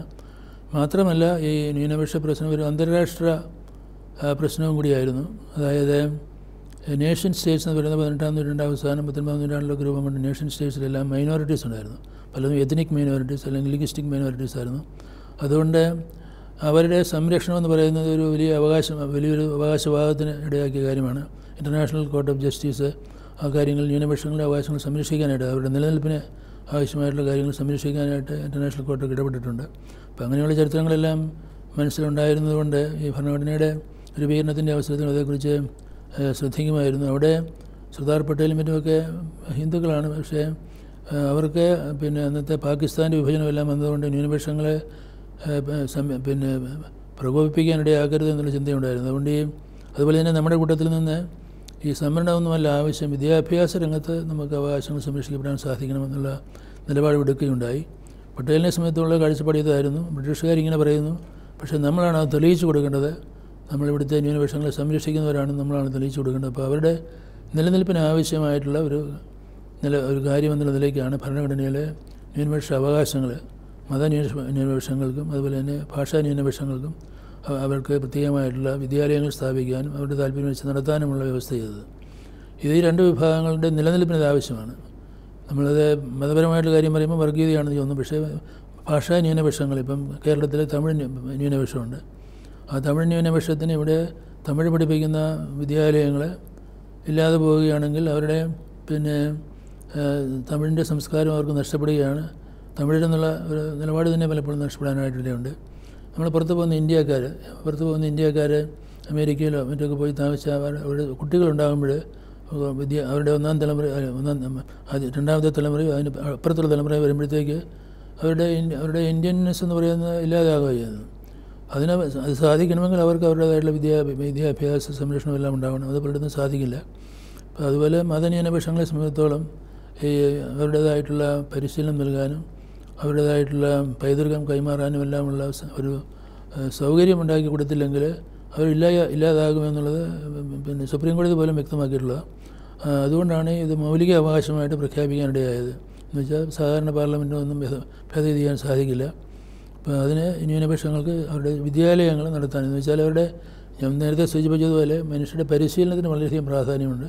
അതുകൊണ്ട് ആ പരിശീലന കാലഘട്ടത്തിൽ അവർക്ക് അവരുടേതായിട്ടുള്ള സാംസ്കാരിക പൈതൃകം, വിശ്വാസത്തിൻ്റേതാണെങ്കിലും ഭാഷയുടേതാണെങ്കിലും ആ സംസ്കാരം കൈമാറാനുള്ള അവകാശം അവരുടെ നിലനിൽപ്പിൻ്റെ കാര്യമാണ്, മൗലിക അവകാശമാണ്. അതുകൊണ്ടാണ് ഫണ്ടമെൻ്റൽ റൈറ്റ്സിൻ്റെ പട്ടികയിൽ ഉൾപ്പെടുത്താനായിട്ട് ഇടയായത്. അത് ചോദ്യം ചെയ്യപ്പെടുമ്പോൾ, അതിനെതിരായിട്ടുള്ള നീക്കങ്ങൾ വരുമ്പോൾ നമ്മളത് ഇതിൻ്റെ ഗൗരവം മനസ്സിലാക്കി ഈ വിദ്യാലയങ്ങളുടെ സംരക്ഷണത്തിനും അതിൻ്റെ സ്വാതന്ത്ര്യത്തിൻ്റെ സംരക്ഷണത്തിനും വേണ്ടി നമ്മൾ നിലകൊണ്ടില്ലെങ്കിൽ ഈ ഒരു വിഭാഗത്തിൻ്റെ അതിൻ്റെ സ്വത്വം തന്നെ നഷ്ടപ്പെടുകയും അതിൻ്റെ സ്വത്വബോധം നഷ്ടപ്പെടുകയും എല്ലാം ചെയ്യാനായിട്ടിടയാകും. വിദ്യാഭ്യാസം എന്ന് പറയുന്നത് വളരെയും പ്രധാനപ്പെട്ട ഒരു കാര്യമാണ്. അവിടെ സർക്കാരിൻ്റെ മാറി മാറി വരുന്ന പാർട്ടികളെ ഭരണം നടത്തിയാൽ അവർക്ക് കയ്യാങ്കളി നടത്താനായിട്ട് നമ്മൾ അവസരം കൊടുത്താൽ തീർച്ചയായിട്ടും ഇങ്ങനെയുള്ളൊരു വിഭാഗത്തിൻ്റെ നിലനിൽപ്പ് അപകടത്തിലാകുമെന്നുള്ളത് കൊണ്ടാണ് നമ്മൾ ആ കാര്യത്തിന് വളരെയധികം ഊന്നൽ നൽകുന്നത്. എപ്പിസ്കോപ്പൽ സഭകളുടെ ഒരു കൂടിവരവിന് നിമിത്തമായ ഒരു പ്രധാനപ്പെട്ട പ്രസ്ഥാനമാണ് Inter church council for education. അങ്ങയുടെ നിസ്തുലമായ സംഭാവനകൾ ഈ രംഗത്തുണ്ട് എന്ന് എനിക്ക് അടുത്തറിയാവുന്നൊരു കാര്യമാണ്. അങ്ങ് ഇന്റർ ചർച്ച് കൗൺസിലിനെ എങ്ങനെയാണ് നോക്കിക്കണ്ടത്, എങ്ങനെയാണ് നോക്കിക്കണ്ടുകൊണ്ടിരിക്കുന്നത്? നമ്മൾ വാസ്തവത്തിൽ അതിന് അടിസ്ഥാനമായിട്ട് തീർന്നത് നിലയ്ക്കൽ സംഭവമാണെന്ന് പറയാം. അല്ലെങ്കിൽ അതിന് മുൻപ് തന്നെ നമ്മുടെ കൊല്ലത്തുനിന്നുണ്ടായിരുന്ന കുർലോസ് തിരുമേനി ഇങ്ങനെയുള്ള ആളുകളെ സെൻറ്റ് തോമസിൻ്റെ നിലയ്ക്കൽ നമ്മൾ ദേവാലയം ഉണ്ടെന്ന് കരുതിയിരുന്ന സ്ഥലത്ത് ഒരു ക്ഷേത്രത്തെ അടുത്തുള്ള ഒരു തോട്ടത്തിൽ അവിടെ പോവുകയും പ്രാർത്ഥിക്കുകയൊക്കെ ചെയ്യുന്ന രീതി തീർത്ഥാടനം നടത്തിയിട്ടുണ്ടായിരുന്നു. നമ്മുടെ ഇവിടുത്തെ പാസ്റ്റർ കൗൺസിലിൽ പോലും അതേക്കുറിച്ച് ആലോചിച്ച് പ്രോത്സാഹിപ്പിച്ച് തീർത്ഥാടനം നടത്താനായിട്ട് നമ്മൾ ശ്രമിച്ചിട്ടുണ്ട്. പക്ഷേ അവിടെ നമ്മുടെ നമുക്ക് ഒരുമിച്ച് കൂടാനും പ്രാർത്ഥിക്കാനുമായിട്ട് സ്ഥിരമായിട്ട് സംവിധാനം വേണമെന്ന് ആവശ്യപ്പെട്ട അവസരത്തിൽ അവിടെ ഇങ്ങനെ എതിർപ്പുണ്ടാവുകയും സാഹചര്യങ്ങൾ പ്രക്ഷുബ്ധമായ അവസരത്തിൽ ഈ പ്രദേശത്തുള്ള എല്ലാ സഭാവിഭാഗങ്ങളും ഒരുമിച്ച് കൂടിയായിരുന്നു. അപ്പോൾ അവരെ നമ്മൾ പലപ്പോഴും ഇതിനെക്കുറിച്ച് സമ്മേളനങ്ങൾ നടത്തുകയും അങ്ങനെ ഒരു ഒത്തുതീർപ്പെടുകയും ചെയ്തു. അത് പിന്നെ ഒരു പൊതുവായിട്ട് സ്ഥലം കിട്ടിയപ്പോൾ ആ പ്രദേശത്ത് ഭരണാധികാരമുള്ള 9 സഭകളുടെ ഒരു കൂട്ടായ്മ, ഒരു ട്രസ്റ്റ് രൂപീകരിക്കുകയും ആ സ്ഥാപനം നടത്തിക്കൊണ്ട് പോകാനായിട്ട് നമ്മൾ പലപ്പോഴും ഒരുമിച്ച് കൂടുകയും ചെയ്തു. അത് നമ്മുടെ ഈ നൂറ്റാണ്ടിലെ നൂറ്റാണ്ടിൻ്റെ ആരംഭം മുതലേ വിദ്യാഭ്യാസ രംഗത്ത് പ്രശ്നമുണ്ടായ അവസരത്തിൽ നമ്മൾക്ക് ഒരുമിച്ച് കൂടാനായിട്ടൊരു ഈ ഒരു ബന്ധങ്ങൾ നമ്മൾ സൃഷ്ടിച്ച ആ ബന്ധങ്ങൾ നമുക്ക് സഹായമായി. അതുകൊണ്ട് അവരെ ഒരുമിച്ച് കൂട്ടാനും ഒരു Inter church council for education നമ്മളെ ഒരുമിപ്പിക്കുന്ന ഒരു പ്രശ്നമാണ്. അവരെയും സംബന്ധിച്ചിടത്തോളം വിദ്യാഭ്യാസം ഇതുപോലെ തന്നെ പ്രധാനപ്പെട്ട കാര്യമാണ്. അതുകൊണ്ട് ഒരുമിച്ച് വിദ്യാലയങ്ങളെ സംരക്ഷിക്കണം, വിദ്യാഭ്യാസം സംരക്ഷിക്കണം എന്നുള്ള ആശയം വന്നപ്പോൾ അവരെല്ലാം പെട്ടെന്ന് സഹകരിക്കുകയും അങ്ങനെ നമുക്ക് Inter church council for education രൂപീകരിക്കാൻ സാധിച്ചു. അതൊരു അനൗദ്യോഗിക ഒരു സംവിധാനമായിരുന്നു. പക്ഷേ ഞാനന്ന് എഡ്യൂക്കേഷൻ ചെയർമാൻ ആയിരുന്നുകൊണ്ട് അതിൻ്റെ അടിസ്ഥാനത്തിലാണ് ഇവരെല്ലാം വിളിച്ചു കൂട്ടാനും ഒരുമിച്ച് പ്രവർത്തിക്കാനും സാധിച്ചത്. അതിന് അവരുടെ സഭാധ്യക്ഷന്മാർ ഭാഗവന്മാരും മാർത്തോമാ മെത്രാപ്പൊലീത്തയൊക്കെ അതിൽ സംബന്ധിച്ചുകൊണ്ട് നമ്മൾ ഒരുമിച്ചുള്ള നിലപാടെടുത്തായിരുന്നു. ഇന്റർ ചർച്ച് കൗൺസിൽ കൂടി ഒരു നിലപാട് പ്രഖ്യാപിച്ചാൽ അത് സർക്കാരും ശ്രദ്ധിക്കുന്ന ഒരു അവസരം അതാണ് ഉണ്ടായത്. പക്ഷേ പിന്നീട് ഈ സെൽഫ് ഫിനാൻസിങ് കോളേജ് വന്ന അവസരത്തിൽ ഈ ഇന്റർ ചർച്ച് കൗൺസിൽ ഞാൻ അതിനകത്തുനിന്ന് രംഗത്തുനിന്ന് ഏതാണ്ട് പിന്മാറുന്ന ഒരു അവസരമായപ്പോഴേക്കും ഈ സ്ഥാപനങ്ങളുടെ നടത്തിപ്പിൽ ശ്രദ്ധിച്ചാൽ പല ആളുകളും പെട്ടെന്ന് കീഴടങ്ങുകയും ചില അവകാശങ്ങളെല്ലാം വിട്ടുകൊടുക്കുകയും എല്ലാം ചെയ്തു. പിന്നെ അതേക്കുറിച്ച് കൂടുതൽ പ്രവർത്തനങ്ങൾ നടക്കാതെയായി. പിന്നെ അടുത്ത കാലത്ത് ഈ ആലഞ്ചേരി പിതാവ് മുൻകൈ എടുത്ത് ഇന്ത്യൻ ചർച്ച് കൗൺസിൽ എന്ന് പറഞ്ഞ് രൂപീകരിച്ചിട്ടുണ്ട്. പിന്നെ അത് എല്ലാ സഭകളുടെ അധ്യക്ഷൻ. പക്ഷേ അതിൻ്റെ ആണ്ടുവട്ടത്തിലൊരിക്കൽ കൂടാനുള്ള ഒരു രീതിയിലാണ് അവർ പോകുന്നത്. എഡ്യൂക്കേഷൻ ഒരു കമ്മിറ്റി വെച്ചിട്ടുണ്ട്, പക്ഷേ അതും ഫലപ്രദമായിട്ട് പ്രവർത്തിക്കുന്നുണ്ടെന്ന് തോന്നുന്നില്ല. ഇന്ത്യൻ ചർച്ച് കൗൺസിൽ എന്നുള്ള പേരിൽ ഇപ്പോൾ ഒരു സംവിധാനമുണ്ട്. പക്ഷേ നേരത്തെ ഉണ്ടായിരുന്ന Indian church council for education എന്ന് പറയുന്നത് ഇപ്പം നമ്മൾ മാറ്റി വെച്ചിരിക്കുകയാണ്. അതുകൊണ്ട് അതിൻ്റെ പ്രവർത്തനങ്ങൾ നടക്കുന്നില്ല. പക്ഷേ എഡ്യൂക്കേഷൻ കമ്മിറ്റി വെച്ചിട്ടുണ്ട്. അവർക്ക് കാര്യമായിട്ടൊന്നും ചെയ്യാനും പറ്റുന്നില്ല എനിക്ക് തോന്നുന്നു. പക്ഷേ അത് വളരെ നല്ലൊരു സംവിധാനമായിരുന്നു നമ്മുടെ സഭകളെ കൂട്ടി യോജിപ്പിക്കാനും. വാസ്തവത്തിൽ നിലയ്ക്കൽ സംഭവം ഇതുപോലെയുള്ള കാര്യങ്ങളൊക്കെയാണ് നമ്മുടെ ഒരു ഒഫീഷ്യൽ ഡയലോഗിന്, ഈ സഭകൾ തമ്മിലുള്ള ഔദ്യോഗിക സംഭാഷണത്തിന് വഴിതെളിച്ചത്. അതിപ്പം സുഖമായിട്ട് നടക്കുന്നുണ്ട്. കോളേജ് വിദ്യാഭ്യാസ രംഗത്ത് എന്നും തലയുയർത്തി നിന്നിട്ടുള്ള ഒരു സ്ഥാപനമാണ് സെയിൻറ്റ് ബെർഗ്മൻസ് കോളേജ്. അങ്ങ് വർഷങ്ങൾക്ക് മുൻപ് കോളേജിൽ ഞങ്ങളൊക്കെ വിദ്യാർത്ഥിയായിരുന്ന കാലത്ത് അങ്ങ് അവിടെ വരുമ്പോഴും കോളേജ് വിദ്യാഭ്യാസ രംഗത്ത്, ഉന്നത വിദ്യാഭ്യാസ രംഗത്ത് നമുക്കുണ്ടാകേണ്ട സ്വാതന്ത്ര്യത്തെക്കുറിച്ചൊക്കെ പറയാറുണ്ടായിരുന്നു. അന്ന് പലരും ഓട്ടോണമസ് കോളേജിനെ പറ്റി കേരളത്തിൽ ചിന്തിച്ചിട്ട് പോലും ഉണ്ടായിരുന്നില്ല. അന്ന് തന്നെ അങ്ങ് അത് പറഞ്ഞു വെച്ചു, നമുക്ക് സ്വാതന്ത്ര്യം ആവശ്യമാണ്, പ്രവർത്തന സ്വാതന്ത്ര്യം ആവശ്യമാണ് എന്നൊക്കെ പറഞ്ഞു വെച്ചു. ഇന്ന് അങ്ങയുടെ സ്വപ്നം പോകുന്നതുപോലെ SB കോളേജ്, അങ്ങയുടെ കീഴിൽ ഉണ്ടായിരുന്ന SB കോളേജ് ഇന്ന് ഓട്ടോണമസ് കോളേജായി മാറിയിരിക്കുകയാണ്. ഉന്നത വിദ്യാഭ്യാസ രംഗത്തുള്ള അങ്ങയുടെ സംഭാവനകളെ അങ്ങ് എങ്ങനെയാണ് നോക്കിക്കാണുന്നത്? ഇപ്പോൾ അതിൻ്റെ സംഭാവന എന്ന് വെച്ചാൽ ഉന്നത വിദ്യാഭ്യാസ രംഗത്ത് ഇങ്ങനെ ചില മാർഗദർശനങ്ങൾ നടത്താനായിട്ട് നമ്മൾ ശ്രമിച്ചിട്ടുണ്ട്. പക്ഷേ ഇന്നിപ്പോൾ നമുക്ക് ഓട്ടോണമി കിട്ടി അത് വിജയിക്കണമെങ്കിൽ, വിജയിച്ചില്ലെങ്കിൽ നമുക്കെതിരായിട്ടൊരു ആരോപണത്തിനായിട്ട് ഇടയാകത്തുള്ളൂ. പക്ഷേ അത് വിജയിക്കണമെങ്കിൽ കൂടുതൽ അധ്വാനം ആവശ്യമാണ്, കൂടുതൽ സമയം ആവശ്യമാണ്. അതുപോലെ തന്നെ ഭാവന, പുതിയ കോഴ്സുകളും മറ്റുമൊക്കെ കാലഘട്ടത്തിൻ്റെ ആവശ്യമനുസരിച്ച് രൂപീകരിക്കാനും അതനുസരിച്ച് നിർത്തിക്കൊണ്ട് പോകാനുമായിട്ടെല്ലാമുള്ള ഒരു വലിയൊരു തൃഷ്ണ അല്ലെങ്കിൽ വലിയൊരു ആഗ്രഹം ഉണ്ടാവണം, ഇനിഷ്യേറ്റീവ് ഉണ്ടാവണം. അങ്ങനെയാണെങ്കിൽ അത് നമുക്ക് പിടിച്ചു നിൽക്കാൻ സാധിക്കുള്ളൂ. കാരണം ഇനിയിപ്പോൾ അത് വളരെയധികം കോമ്പറ്റീറ്റീവ് ആകുകയാണ്. ഇങ്ങനെയുള്ള സ്വാതന്ത്ര്യമുള്ള കോളേജുകൾ കൂടുതൽ വരികയും കൂടുതൽ കോമ്പറ്റീഷൻ ഉണ്ടാവുകയും ചെയ്യും. അപ്പോൾ അതുകൊണ്ട് നല്ല ഉയർന്ന നിലവാരം പുലർത്താനായിട്ട് നിരന്തരമായിട്ട് ശ്രമിച്ചുകൊണ്ടിരുന്നാൽ മാത്രമേ നമുക്ക് പിടിച്ചു നിൽക്കാനായിട്ടാവുകയുള്ളൂ. അത് സാധിക്കണമെങ്കിൽ ഓട്ടോണമസ് കോളേജിനുള്ള ഒരു ഗുണം, അത് യൂണിവേഴ്സിറ്റിയോട് ബന്ധപ്പെട്ട് നിൽക്കുന്നതുകൊണ്ട് അതിൻ്റെ ഡിഗ്രിയുടെയും എല്ലാം ആധികാരികത യൂണിവേഴ്സിറ്റിയെ ആശ്രയിച്ചിരിക്കുന്നതാണ്. നമുക്കതിനകത്ത് അത്രയും ഉത്തരവാദിത്വം വരില്ല. പ്രൈവറ്റ് യൂണിവേഴ്സിറ്റി ആണെങ്കിൽ എല്ലാം നമ്മുടെ നേട്ടത്തിൻ്റെ അടിസ്ഥാനത്തിൽ മാത്രമേ മറ്റുള്ളവർ വിലയിരുത്തത്തുള്ളൂ. ഇതിപ്പം യൂണിവേഴ്സിറ്റിയോട് ചേർന്ന് നമുക്ക് നിൽക്കാൻ സാധിക്കുന്നുണ്ട്. അതുപോലെ തന്നെ മറ്റ് അവകാശങ്ങൾ സംരക്ഷിക്കാനും സാധിക്കുന്നുണ്ട്. അപ്പോൾ പക്ഷേ അതിനായിട്ട് എപ്പോഴും നമ്മൾ ജാഗ്രത പുലർത്തുകയും അതിന് വേണ്ട ഒരു ലീഡർഷിപ്പ് കൊടുക്കാനായിട്ട് ആളുകൾ ഉണ്ടാകുകയും ചെയ്താൽ അത് വിജയകരമായിട്ട് തീരുകയുള്ളൂ. നമ്മൾ ഈ രംഗത്തിപ്പം ഇങ്ങനെയുള്ള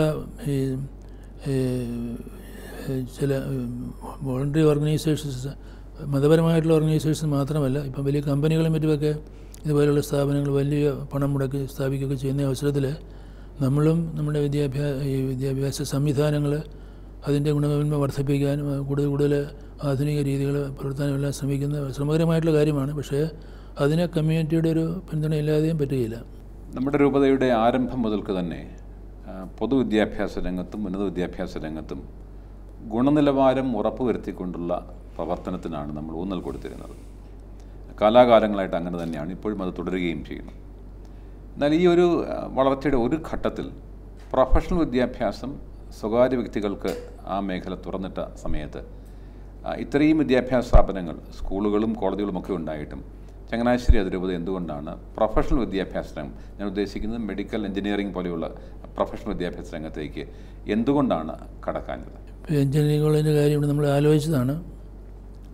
അതിന് മുൻപ് തന്നെ, ഈ പ്രസ്ഥാനം വരുന്നതിന് മുൻപ് തന്നെ നമുക്ക് ചങ്ങനാശ്ശേരി കാഞ്ഞിരപ്പള്ളി രൂപതകളെ യോജിച്ചുകൊണ്ട് ഒരു എഞ്ചിനീയറിംഗ് കോളേജ് തുടങ്ങാം, ഒരു പക്ഷേ നല്ല തന്നെ എന്നെല്ലാമുള്ള ആലോചനകൾ വന്നതാണ്.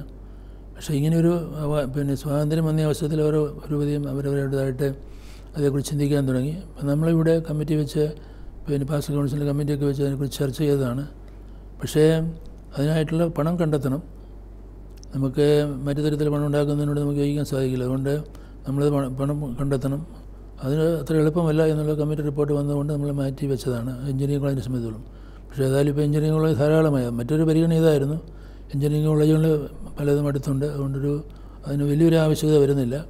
ഇപ്പോൾ എഞ്ചിനീയറിംഗ് കോളേജിൽ നമുക്ക് ഏറ്റവും പ്രമുഖമെന്ന് പറയുന്ന വിദ്യാലയങ്ങൾ, എഞ്ചിനീയറിംഗ് കോളേജുകളിൽ പോലും സീറ്റുകൾ ഒഴിഞ്ഞു കിടക്കുകയാണ്. അപ്പോൾ ആ ഒരു നില മുമ്പോട്ട് പോകാനായിട്ടാണ് സാധ്യത.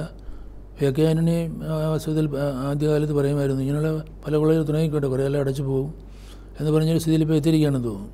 മെഡിക്കൽ കോളേജുകൾ ഈ പറഞ്ഞ പോലെ വളരെയധികം ധനവ്യയം ആവശ്യമുള്ളൊരു രംഗമാണ്.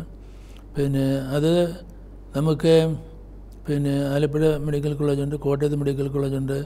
പിന്നെ അതിനിടയ്ക്ക് സ്വകാര്യ സംരംഭങ്ങളും പുഷ്പഗിരി പോലുള്ള തുടങ്ങുകയും ചെയ്തു. അതുകൊണ്ട് നമുക്കിവിടെ ഇത്രയും പണം മുടക്കി കടമെടുത്ത് ഒരു സ്ഥാപനം നടത്തുക എളുപ്പമല്ല എന്നുള്ള രീതിയിലാണ് മെഡിക്കൽ കോളേജിൻ്റെ കാര്യവും നമ്മൾ മാറ്റിവെച്ചത്. നമുക്കിപ്പം ധാരാളം മെഡിക്കൽ കോളേജുകളുണ്ട് കേരളത്തിൽ. പക്ഷേ നമുക്ക് അതിനുള്ള സാമ്പത്തിക ശേഷിയില്ല. പിന്നെ അവിഹിത മാർഗ്ഗങ്ങൾ ഉപയോഗിച്ച് ഈ സാമ്പത്തികം ഉണ്ടാക്കുന്ന രീതിയോട് നമുക്ക് യോജിക്കാനായിട്ട് പ്രയാസമുണ്ടായിരുന്നു. അതുകൊണ്ടാണ് മെഡിക്കൽ കോളേജിൽ. പക്ഷേ നമുക്ക് ഈ സ്വാശ്രയ സ്ഥാപനങ്ങളായിട്ട് നമുക്ക് കമ്മ്യൂണിക്കേഷൻ്റെ കോളേജുണ്ട്, ടീച്ചേഴ്സ് ട്രെയിനിങ് കോളേജുണ്ട്, പിന്നെ അതുപോലെ തന്നെ നേഴ്സിംഗ് കോളേജുണ്ട്. പിന്നെ സാധാരണക്കാർക്ക് ആവശ്യമായിട്ടുള്ള ഇങ്ങനെയുള്ള ടെക്നിക്കൽ അല്ലെങ്കിൽ ഇങ്ങനെയുള്ള പ്രൊഫഷണൽ കോളേജസുകൾ നമുക്കുണ്ട്. അതുപോലെ അറിയത്തില്ല. നമുക്ക് ഇങ്ങനെ കമ്മ്യൂണിക്കേഷൻ ഒരു കോളേജുണ്ട്, അല്ലെങ്കിൽ എഡ്യൂക്കേഷണൽ സ്പെഷ്യലൈസേഷനായിട്ടുള്ള കോളേജുകളുണ്ട് എന്നുള്ള കാര്യം പലർക്കും അറിയാൻ പാടില്ല. പക്ഷേ ഇങ്ങനെ 2-3 പ്രൊഫഷണൽ കോളേജുകൾ നമുക്കുണ്ട്. അതുകൊണ്ട് നമ്മൾ കണക്കിലെടുക്കേണ്ടതാണ്. ഒരു സമയത്ത് വിദ്യാഭ്യാസത്തിൻ്റെ വളർച്ചയുടെ ഒരു സമയത്ത് വിദ്യാഭ്യാസ രംഗത്ത് തൊഴിൽ നൽകുന്നത് വളരെ ആദായകരമായ ഒരു പരിപാടിയാണ് എന്ന് പലരും തിരിച്ചറിയുകയും ആ സാധ്യതകൾ പലരും പ്രയോജനപ്പെടുത്തുകയും ചെയ്തു. എങ്കിലും അന്നൊക്കെ വളരെ ശക്തമായ നിയമനത്തിനും പ്രവേശനത്തിനും ഒരു പൈസ പോലും വാങ്ങാൻ പാടില്ല എന്ന് കർശനമായ നിർദ്ദേശം അങ്ങയുടെ കീഴിലുള്ള സ്ഥാപനങ്ങൾക്ക് കൊടുക്കുകയുണ്ടായി. അത് കേരളത്തിലെ പൊതുസമൂഹം, അങ്ങയുടെ വിമർശകർ പോലും അംഗീകരിച്ചിരിക്കുന്ന ഒരു കാര്യമാണ്. എന്തുകൊണ്ടാണ് പണം അങ്ങനെ എളുപ്പത്തിൽ വലിയ പരാതിയില്ലാതെ ലഭിക്കുമെന്ന് അറിഞ്ഞിട്ടും ഇക്കാര്യത്തിൽ അങ്ങ് ശക്തമായൊരു നിലപാടെടുത്തത്? അത് എനിക്ക് തോന്നുന്നത് നമ്മളെ ഒരു നീതിക്ക് നിരക്കാത്ത കാര്യമാണ്. പിന്നെ നിയമപരമായിട്ട് അംഗീകാരമില്ലാത്തൊരു കാര്യമാണ്. പിന്നെ നമ്മൾ ഇങ്ങനെ ഈ ഒരു കാര്യം പറഞ്ഞുകൊണ്ട് പിടിച്ചു പറിക്കുന്ന പോലെ ഇപ്പം ഒരു കോളേജിൽ അപ്പോയിൻമെൻ്റ് ആണെങ്കിൽ 50 ലക്ഷം രൂപ പറഞ്ഞാലും കൊടുക്കാനായിട്ട് തയ്യാറായിട്ടുള്ള ആളുകളുണ്ട്. അപ്പം അങ്ങനെ പിടിച്ച് പറഞ്ഞ് വാങ്ങിക്കുന്ന ഒരിക്കലും നീതിയല്ല. ഒരു തരത്തിൽ നമുക്ക് ശരിയാണെന്ന് പറയാൻ പറ്റില്ല. അതുകൊണ്ട് അങ്ങനെയുള്ള സംവിധാനങ്ങൾ നമുക്ക് വേണ്ട. നമ്മുടെ ഇടപെടൽ നടത്തുന്ന കോളേജുകളിൽ ചിലയിടത്തൊക്കെ അങ്ങനെ ഉണ്ടായിരുന്നത് കർശനമായിട്ട് ഇടപെടേണ്ടതായിട്ട് വന്നു. എങ്കിലും നമ്മൾ നീതിയും സത്യസന്ധതയും പുലർത്തുക എന്നൊരു നിലപാടാണ് തീർച്ചയായിട്ടും അഭികാമ്യമായിട്ടുള്ളത്. മനസ്സറിഞ്ഞുകൊണ്ട് തന്നെ നിലപാടെടുത്താണ്. അങ്ങയുടെ സംഭാവനകൾ വിലയിരുത്തുമ്പോൾ ഇന്ന് എല്ലാവരും അംഗീകരിക്കുന്ന പല കാര്യങ്ങളുണ്ട്. അതിലൊരു പ്രധാനപ്പെട്ട സംരംഭമാണ് നമ്മുടെ ഇൻ്റർ ഡയസിസൺ സെൻ്ററിൻ്റെ ആഭിമുഖ്യത്തിൽ പാലായിൽ ആരംഭിച്ചിരിക്കുന്ന സിവിൽ സർവീസ് ഇൻസ്റ്റിറ്റ്യൂട്ട്. പണ്ട് മുതലേ അങ്ങയുടെ പ്രവർത്തനങ്ങൾ ശ്രദ്ധിക്കുന്ന ഒരു വ്യക്തി എന്ന നിലയിൽ പണ്ട് അങ്ങ് ആരും പ്രാധാന്യം കൊടുക്കാത്ത കരിയർ ഗൈഡൻസിന് പ്രാധാന്യം കൊടുത്ത് അതിൻ്റെ പരിശീലന പരിപാടി SB കോളേജിൽ ആരംഭിച്ചത് ഞാൻ ഓർക്കുന്നു, പറപ്പള്ളി അച്ഛൻ്റെ നേതൃത്വത്തിൽ. അതിനുശേഷം എല്ലാവരും മാധ്യമങ്ങൾ മനുഷ്യനെ ദുഷിപ്പിക്കുന്നു പറയുന്ന സമയത്ത് മാധ്യമ വിദ്യാഭ്യാസം അത് കൃത്യമായി നടക്കണം, ഭംഗിയായി നടക്കണം, അത് മൂല്യവത്തായി നടക്കണം എന്ന് പറഞ്ഞ് ഞങ്ങളെയൊക്കെ പരിശീലനത്തെ വിട്ടതും ഞങ്ങളൊക്കെ ഓർക്കുകയാണ്. അപ്പോൾ ഞാൻ പറഞ്ഞു വരുന്നത് പാലായിലുള്ള ഇൻ്റർ ഡയസിസൺ ഈ സെൻറ്റർ, പ്രത്യേകിച്ച് സിവിൽ സർവീസ് ഇൻസ്റ്റിറ്റ്യൂട്ട്, അത്തരമൊരു സെൻറ്റർ പാലായിൽ എന്തുകൊണ്ട് ആരംഭിച്ചു, ചങ്ങനാശ്ശേരിയിൽ എന്തുകൊണ്ട് ആരംഭിച്ചില്ല? നമ്മൾ ഇൻട്രഡക്ഷൻ മീറ്റിംഗ് എന്ന് പറയുന്ന മീറ്റിംഗ് പതിവായിട്ട് നടത്തുന്നുണ്ട്. 2-3 മാസം കൂടുമ്പോൾ നമ്മൾ കൊടുക്കും. അപ്പം അങ്ങനെ നമുക്ക് പൊതുവായിട്ട് നടത്താവുന്ന കാര്യങ്ങൾ ഒരുമിച്ച് നടത്താനായിട്ടൊരു ചിന്തയുണ്ടായിരുന്നു. ഇപ്പോൾ ഈ സിവിൽ സർവീസ് സെൻറ്റർ കേരളത്തിലധികം ഇല്ല. നമ്മുടെ ആളുകൾക്ക് ആ രംഗത്തേക്ക് കടന്നു വരുവാനായിട്ട് ഇതൊരു മാർഗ്ഗമായിരിക്കുമെന്ന് മനസ്സിലാക്കിക്കൊണ്ട് തന്നെ നമ്മൾ പൊതുവായിട്ടൊരു സ്ഥലം കണ്ടെത്താനായിട്ട് ശ്രമിച്ചു. അപ്പോൾ അതിനായിട്ടൊരു പുതിയ സ്ഥലം വാങ്ങിച്ച് കെട്ടിടം ഉണ്ടാക്കുക എന്ന് പറഞ്ഞാൽ അത്ര എളുപ്പമല്ലാത്തതുകൊണ്ട് എവിടെയായിരിക്കും നമുക്ക് സ്ഥലം അവൈലബിൾ എന്നുള്ളതിനെക്കുറിച്ച് അന്വേഷിക്കുകയുണ്ടായി. നമ്മൾ അതിരമ്പുഴ പോയി നോക്കി തന്നെ അവിടുത്തെ സ്ഥലം നമുക്ക് കൊടുക്കാൻ സാധിക്കുമോ, ചങ്ങനാശ്ശേരിക്ക് അങ്ങനെ കൊടുക്കാൻ സാധിക്കുമോ. പക്ഷേ അവിടെയും ചില പ്രയാസങ്ങളുണ്ടായതുകൊണ്ട് അത് കിട്ടിയില്ല. പിന്നെ അതുപോലെ പണം മുഴുവൻ മുടക്കി ഉടനെ നമുക്കൊരു സ്ഥലം കണ്ടെത്താനും പ്രയാസം വന്ന അവസരത്തിൽ പുള്ളിക്കപ്പുറപ്പ പറഞ്ഞു അവിടുത്തെ ഒരു താൽക്കാലിക കെട്ടിടമുണ്ട്, അത് ഉപയോഗിക്കാം. പിന്നെ കുറച്ച് അവിടുത്തെ സ്ഥലത്തിന് ബാധ്യതയുള്ളതല്ല, ഇത് ഗവൺമെൻറ് നിയമം എന്നുള്ളതല്ല, അതുകൊണ്ട് അവിടുത്തെ കോളേജിൻ്റെ കോമ്പൗണ്ട് നമുക്ക് ഉപയോഗിക്കാം എന്ന് പറഞ്ഞതുകൊണ്ട് നമ്മൾ പാലായിൽ സ്ഥാപിച്ചതാണ്. പക്ഷേ 3 കൂട്ടരുടെയും ഒരു ട്രസ്റ്റാണ് അത് നടത്തുകയും അതിൻ്റെ കാര്യങ്ങൾ നിയന്ത്രിക്കുകയും എല്ലാം ചെയ്യുന്നത്. അത് സുഖമായിട്ട് പ്രവർത്തിച്ച് വരികയായിരുന്നു. പക്ഷേ നമുക്ക് ഇന്ന് കൂടുതൽ ഇങ്ങനെയുള്ള ആളുകളെ ട്രെയിൻ ചെയ്യേണ്ടത് ആവശ്യമാണെന്ന് വിചാരിച്ചിട്ട് ഇപ്പം നമ്മൾ ഇവിടെ ആലോചിക്കുന്നുണ്ട്. ഇവിടെ ഒരു സിവിൽ സർവീസ് സെൻറ്റർ നമ്മൾ ട്രെയിനിങ് സെൻറ്റർ തുടങ്ങിയിട്ടുണ്ട്. അത് അതിനോട് അസോസിയേറ്റ് ചെയ്ത് പോകുന്നു എന്നുള്ള രീതിയിലാണ് നമ്മളിതിനെ കാണുന്നത്.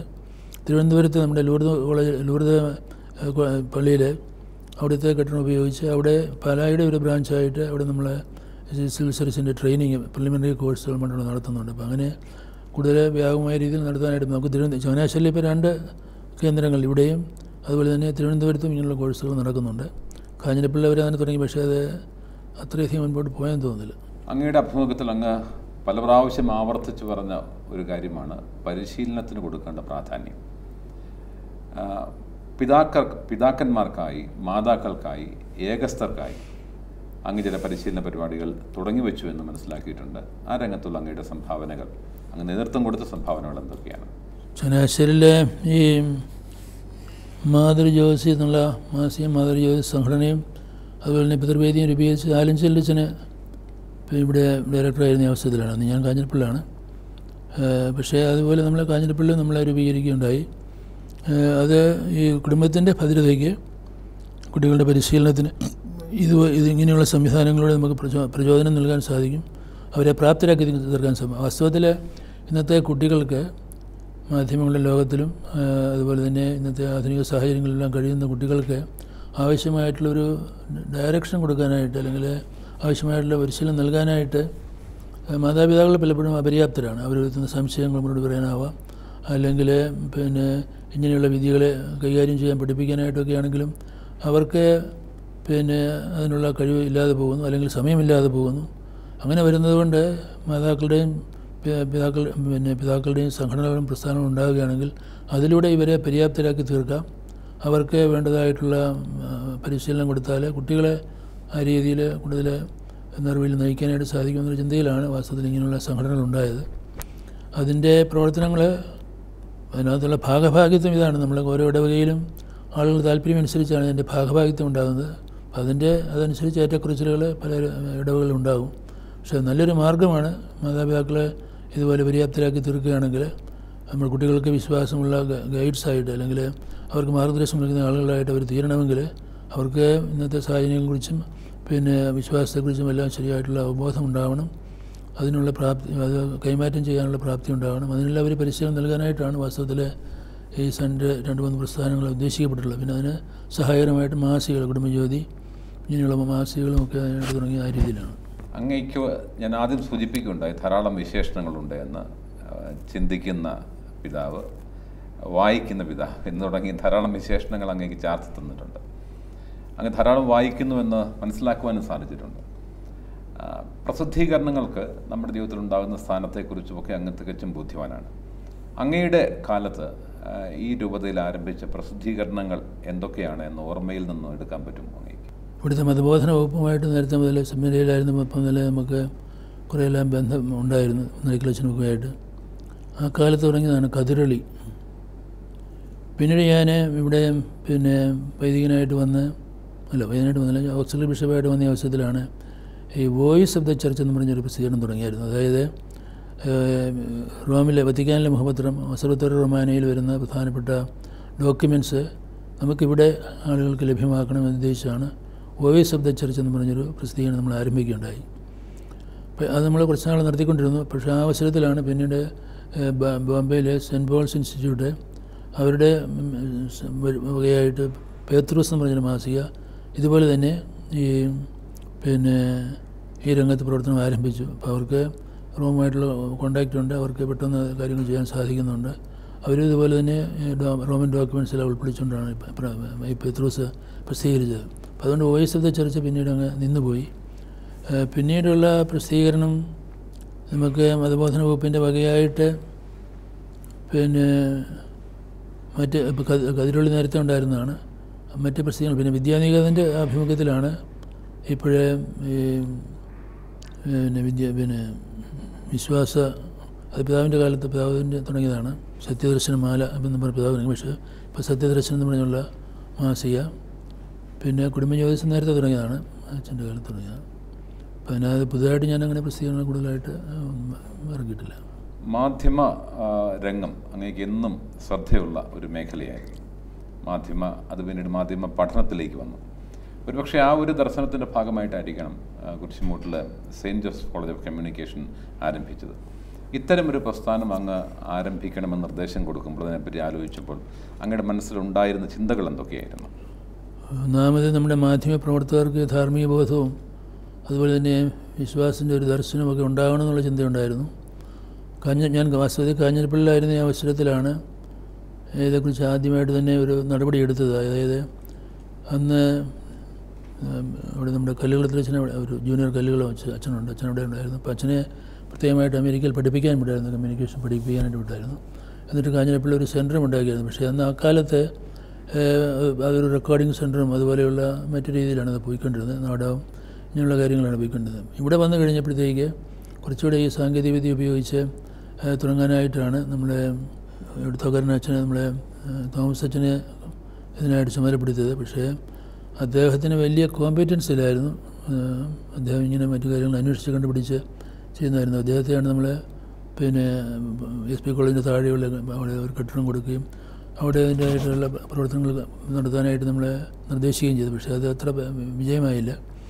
അത് കഴിഞ്ഞപ്പോഴാണ് നമ്മൾ അത് പ്രശ്നങ്ങളെല്ലാമായിട്ട് തീർന്നു. പിന്നീടാണ് നമ്മൾ ഈ കുറച്ചുകൂടെ ഒരു ഗവൺമെൻറ് റെക്കഗ്നൈസ്ഡ് ആയിട്ടുള്ളൊരു ഇൻസ്റ്റിറ്റ്യൂഷനായിട്ട് മാറണം എന്നുള്ള രീതിയിൽ കുരിശുംപൂട്ടിൽ നമ്മൾ സ്ഥലം വാങ്ങിക്കുകയും അവിടെ പ്രവർത്തനങ്ങൾ ആരംഭിക്കുകയും ചെയ്തു. അത് പിന്നീടൊരു കോളേജായിട്ട് നമ്മൾ തന്നെ സിലബസ് രൂപീകരിച്ച് യൂണിവേഴ്സിറ്റിയിൽ പ്രസൻറ്റ് ചെയ്ത് അവിടെ അംഗീകാരം വാങ്ങിച്ച് അതനുസരിച്ച് നമ്മൾ നടത്തിക്കൊണ്ട് പോവുകയാണ്. അവിടെ പോസ്റ്റ് ഗ്രാജുവേറ്റ് കോഴ്സുകളുണ്ട്. അപ്പോൾ അത് തീർച്ചയായിട്ടും ഒരു വലിയ വിജയമായിട്ടുണ്ട്. അത് കോളേജായിട്ട് ഉയർത്തിയത് 2005-06 കണ്ടാണ്. പിന്നീടത് വളർന്ന് ഇപ്പോൾ പല രീതിയിലുള്ള സേവനങ്ങൾ അവിടെ ചെയ്യുന്നുണ്ട്. അങ്ങയും വൈദികരും, അങ്ങയുടെ കൂടെ ജോലി ചെയ്യുന്ന വൈദികരും തമ്മിലുള്ള ബന്ധത്തെക്കുറിച്ച് ഒന്ന് പറയാം. ഞാനിവിടെ കോളേജിൽ അധ്യാപകനായിരുന്ന അവസരത്തിൽ മതബോധന കേന്ദ്രവുമായിട്ട് വളരെ ബന്ധപ്പെട്ടാണ് പ്രവർത്തിച്ചിരുന്നത്. അപ്പോൾ അവിടെ ഭവാനികുത്തച്ഛൻ്റെ സഹപാഠിയായിരുന്നു, നരപ്പലച്ഛൻ്റെ ജൂനിയറായിരുന്നു. നടക്കലച്ഛനെ എനിക്ക് നേരത്തെ മുതൽ പരിചയമുണ്ട്. അപ്പോൾ അതുകൊണ്ട് ആ മതബോധന കേന്ദ്രവുമായിട്ട് ബന്ധപ്പെട്ടാണ് ഉള്ള പ്രവർത്തനങ്ങളിലാണ് കൂടുതൽ ഇടപെട്ടിരുന്നത് കോളേജിലെ ജോലി കഴിഞ്ഞാൽ. നരപ്പലച്ഛനൊക്കെ പിന്നീട് ഇവിടെ നിന്ന് മാറിപ്പോയി. അത് കഴിഞ്ഞിട്ട് പിന്നീട് മാണിയച്ഛൻ ഇതുപോലുള്ള ആളുകളൊക്കെ ഇവിടെ പ്രവർത്തിക്കാനിടയായിട്ടുണ്ട്. സന്ദേശം എന്നുള്ള ആശയം തന്നെ വാസ്തവത്തിൽ ഞാൻ പറഞ്ഞ പോലെ ഞങ്ങൾ രൂപീകരിച്ചൊരു ആശയമാണ്. നമ്മുടെ പാസ്റ്റൽ പ്രവർത്തനങ്ങളും പ്രബോധന രംഗവും എല്ലാം കൂടെ യോജിപ്പിച്ചുകൊണ്ട് ഒരു സെൻ്ററായിട്ട് പ്രവർത്തിക്കാനായിട്ട് സൗകര്യമുണ്ടാവണം. അതിനായിട്ട് സന്ദേശ നിലയം എന്നുള്ള ഒരു നമ്മുടെ ഗോസ്പൽ മറ്റുള്ളവരെ അറിയിക്കുന്ന ഒരു കേന്ദ്രം എന്നുള്ള നിലയിലാണ് സന്ദേശ നിലയം എന്നുള്ള പേരെല്ലാം കൊടുത്തത്. നേരത്തെ മതബോധന വകുപ്പെന്ന് മാത്രമേ അത് അറിയപ്പെട്ടിരുന്നുള്ളൂ, കെട്ടിടമൊക്കെ ഉണ്ടായെങ്കിലും. പിന്നീടാണ് ഈ പേര് വന്നത്. പക്ഷേ അത് നമ്മൾ തെറ്റായിട്ടാണ് പലയിടത്തും രേഖപ്പെടുത്തിയിരിക്കുന്നത്. നമ്മൾക്ക് സന്ദേശ നിലയമായിട്ട് അവിടെ വളരെ നല്ല സഹകരണമായിരുന്നു. അവിടെ നടക്കലച്ഛനും ഈ അച്ഛന്മാരും ഒക്കെ വളരെയധികം സഹകരണത്തിൽ പ്രവർത്തിച്ചു. പിന്നീട് ഈ പാസ്റ്റൽ കൗൺസിലിന് ബന്ധപ്പെട്ട ആളുകളുമായിട്ട് സഹകരിച്ച് പ്രവർത്തിക്കാൻ സാധിച്ചു. പിന്നെയുള്ളത് നമ്മുടെ ഈ ഡിപ്പാർട്ട്മെൻറ്റുകളിലെ ആളുകളുടെ പ്രവർത്തനങ്ങളാണ്. ആദ്യകാലത്ത് യുവദീപ്തിയിൽ ഉണ്ടായിരുന്ന അച്ഛന്മാർ വളരെ ഉത്സാഹമുള്ള അച്ഛന്മാരും വളരെയധികം സഹകരിച്ച് പ്രവർത്തിക്കുന്ന ആളുകളുമായിരുന്നു. മതബോധന വകുപ്പുകളിലും അതുപോലെയുള്ള ആളുകളെയാണ് നമ്മൾ നിയോഗിച്ചിരുന്നത്. അപ്പം അങ്ങനെ അതുപോലെ തന്നെ ജനറാളിസ്റ്റന്മാർ ആദ്യത്തെ ഏതാനും മാസങ്ങൾ കഴിഞ്ഞിട്ട് വന്ന ജനറാളിസ്റ്റന്മാരെല്ലാം സഹകരിക്കുന്ന ആളുകളായിരുന്നു. അവരോടെല്ലാം സ്വതന്ത്രമായിട്ട് ആശയവിനിമയം നടത്താനും ആലോചനകൾ ശരിയായിട്ട് ആലോചിച്ച് തീരുമാനമെടുക്കാനും എല്ലാം സാധിച്ചത് വലിയ നേട്ടമായിട്ട്. അതുപോലെ തന്നെ പ്രസ്ബിറ്ററൽ കൗൺസിലും നമ്മുടെ പാസ്റ്റൽ കൗൺസിലും പലപ്പോഴും ഇങ്ങനെയുള്ള പൊതുവിഷയങ്ങളെക്കുറിച്ച് ചർച്ച ചെയ്യുകയും ആശയങ്ങൾ രൂപീകരിക്കുകയും ചെയ്യുമായിരുന്നു. അതുപോലെ പ്രസ്ബിറ്ററൽ കൗൺസിലും.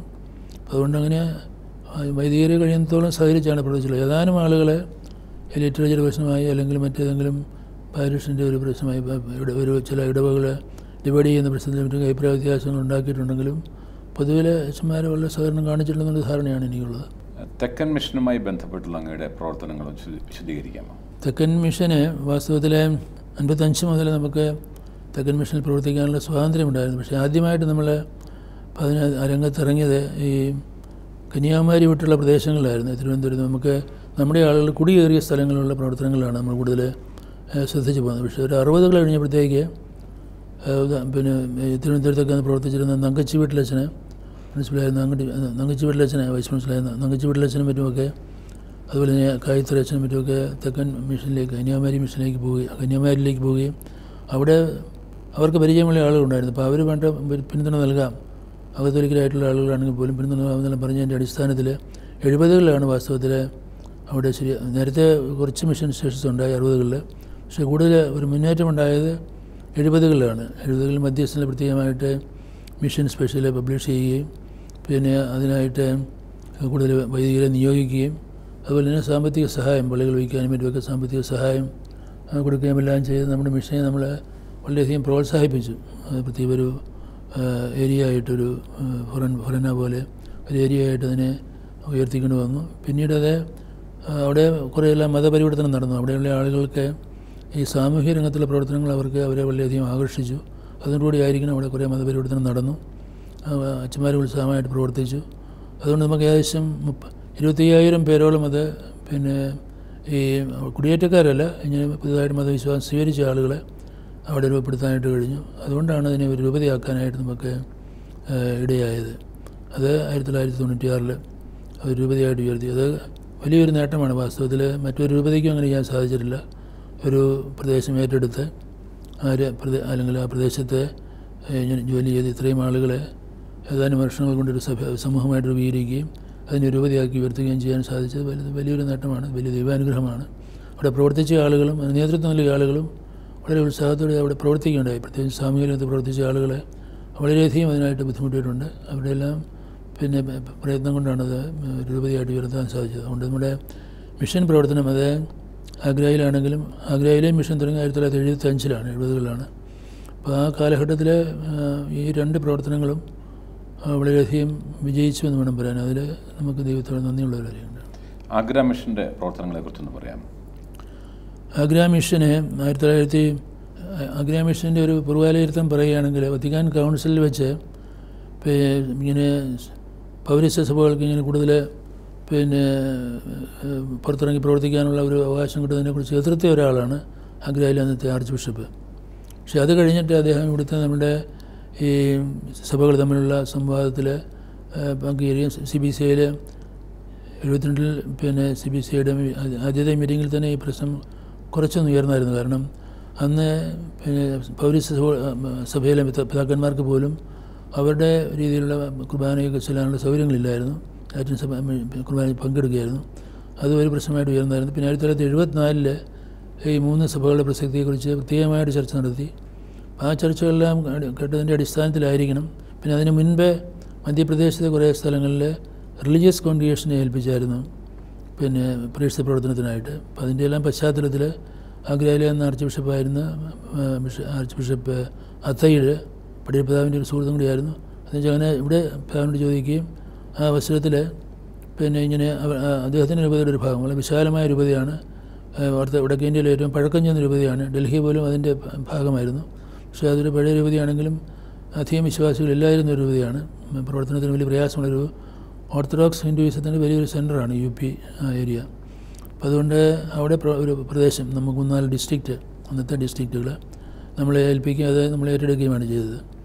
അത് അന്ന് പണ്ടത്തെ ഫൂലൻ ദേവിയും മറ്റൊക്കെ ഫൂലൻ അല്ലേ ചെമ്പൽക്കാട് പ്രദേശം ഫൂലൻ ദേവിയൊക്കെ പ്രവർത്തിച്ചിരുന്ന സ്ഥലമാണ്. വളരെ ഒരു പിന്നെ പ്രയാസമുള്ളൊരു സ്ഥലമാണ്. പക്ഷേ അത് നമ്മളെ ഏൽപ്പിച്ച് നമ്മളെ ആളുകൾ ആദ്യമായിട്ട് കോക്കാട്ടച്ചൻ ഇങ്ങനെയുള്ള 2-3 പേരാണ് പോയത്. അവിടെ ചെന്ന് നമുക്ക് മറ്റധികം ഒന്നും ചെയ്യാൻ സാധിക്കാത്തതുകൊണ്ട് സ്കൂളുകളാണ് നമ്മൾ സ്ഥാപിച്ചത്. ആ സ്കൂളുകൾ വഴിയായിട്ട് അനേകം ആളുകളെ നമുക്ക് പിന്നെ കൂടുതൽ മനുഷ്യവൽക്കരിക്കാൻ സാധിച്ചു. കൂടുതൽ മറ്റുള്ളവരുള്ള തുറവിയും ഒരു സൗഹാർദ്ദമൊക്കെ വളർത്തിയെടുക്കാനായിട്ട് നമുക്ക് സാധിച്ചു. നമ്മുടെ അവിടെ നമുക്ക് വിശ്വാസികൾ വിശ്വാസം സ്വീകരിച്ചിട്ടുള്ള ആരുമില്ല. ഇത്രയും നാളായിട്ട് 1975 തുടങ്ങിയതാണ്. തുടങ്ങുന്നതിന് മുൻപായിട്ട് ഇവിടുന്ന് അവിടെ അച്ഛന് അവിടെയൊക്കെ പോയി കാണുകയും എല്ലാം ചെയ്ത് നമ്മൾ പൊതുവായിട്ടെടുത്ത തീരുമാനമാണ്. അത് കഴിഞ്ഞ് അച്ഛന്മാർ പോയി. പിന്നെ അവിടെ അവരെ നമ്മൾ ആദ്യകാലത്ത് സഹായിക്കേണ്ടതായിട്ട് തോന്നി. പക്ഷേ വിദ്യാഭ്യാസ രംഗത്ത് അവർക്കിങ്ങനെ മുന്നേറാൻ സാധിച്ചു. അവിടുത്തെ ആളുകൾ ഇതിനകത്ത് താല്പര്യം കാണിച്ചു. ഇപ്പോഴും അവിടെ ഇറ്റാവായാലുള്ള സ്കൂളിൽ മറ്റും 4000-5000 കുട്ടികളുണ്ട്. പക്ഷേ നമുക്ക് അതിനുള്ള സംവിധാനങ്ങൾ ഏർപ്പെടുത്താൻ സാധിക്കാത്തത് കൊണ്ടാണ് അങ്ങനെ അത്രയും ചുരുങ്ങിയിരിക്കുന്നത്. അല്ലെങ്കിൽ 10,000 കുട്ടികൾക്ക് പോലും അപേക്ഷകൾ വരുന്നുണ്ടെന്ന് പറഞ്ഞു. അപ്പോൾ അങ്ങനെ നല്ല പ്രശസ്തമായിട്ടുള്ള വിദ്യാലയങ്ങൾ കുറേ സ്ഥാപിക്കാൻ ഇപ്പോൾ ഒരു 10-12 വിദ്യാലയങ്ങളുണ്ട്.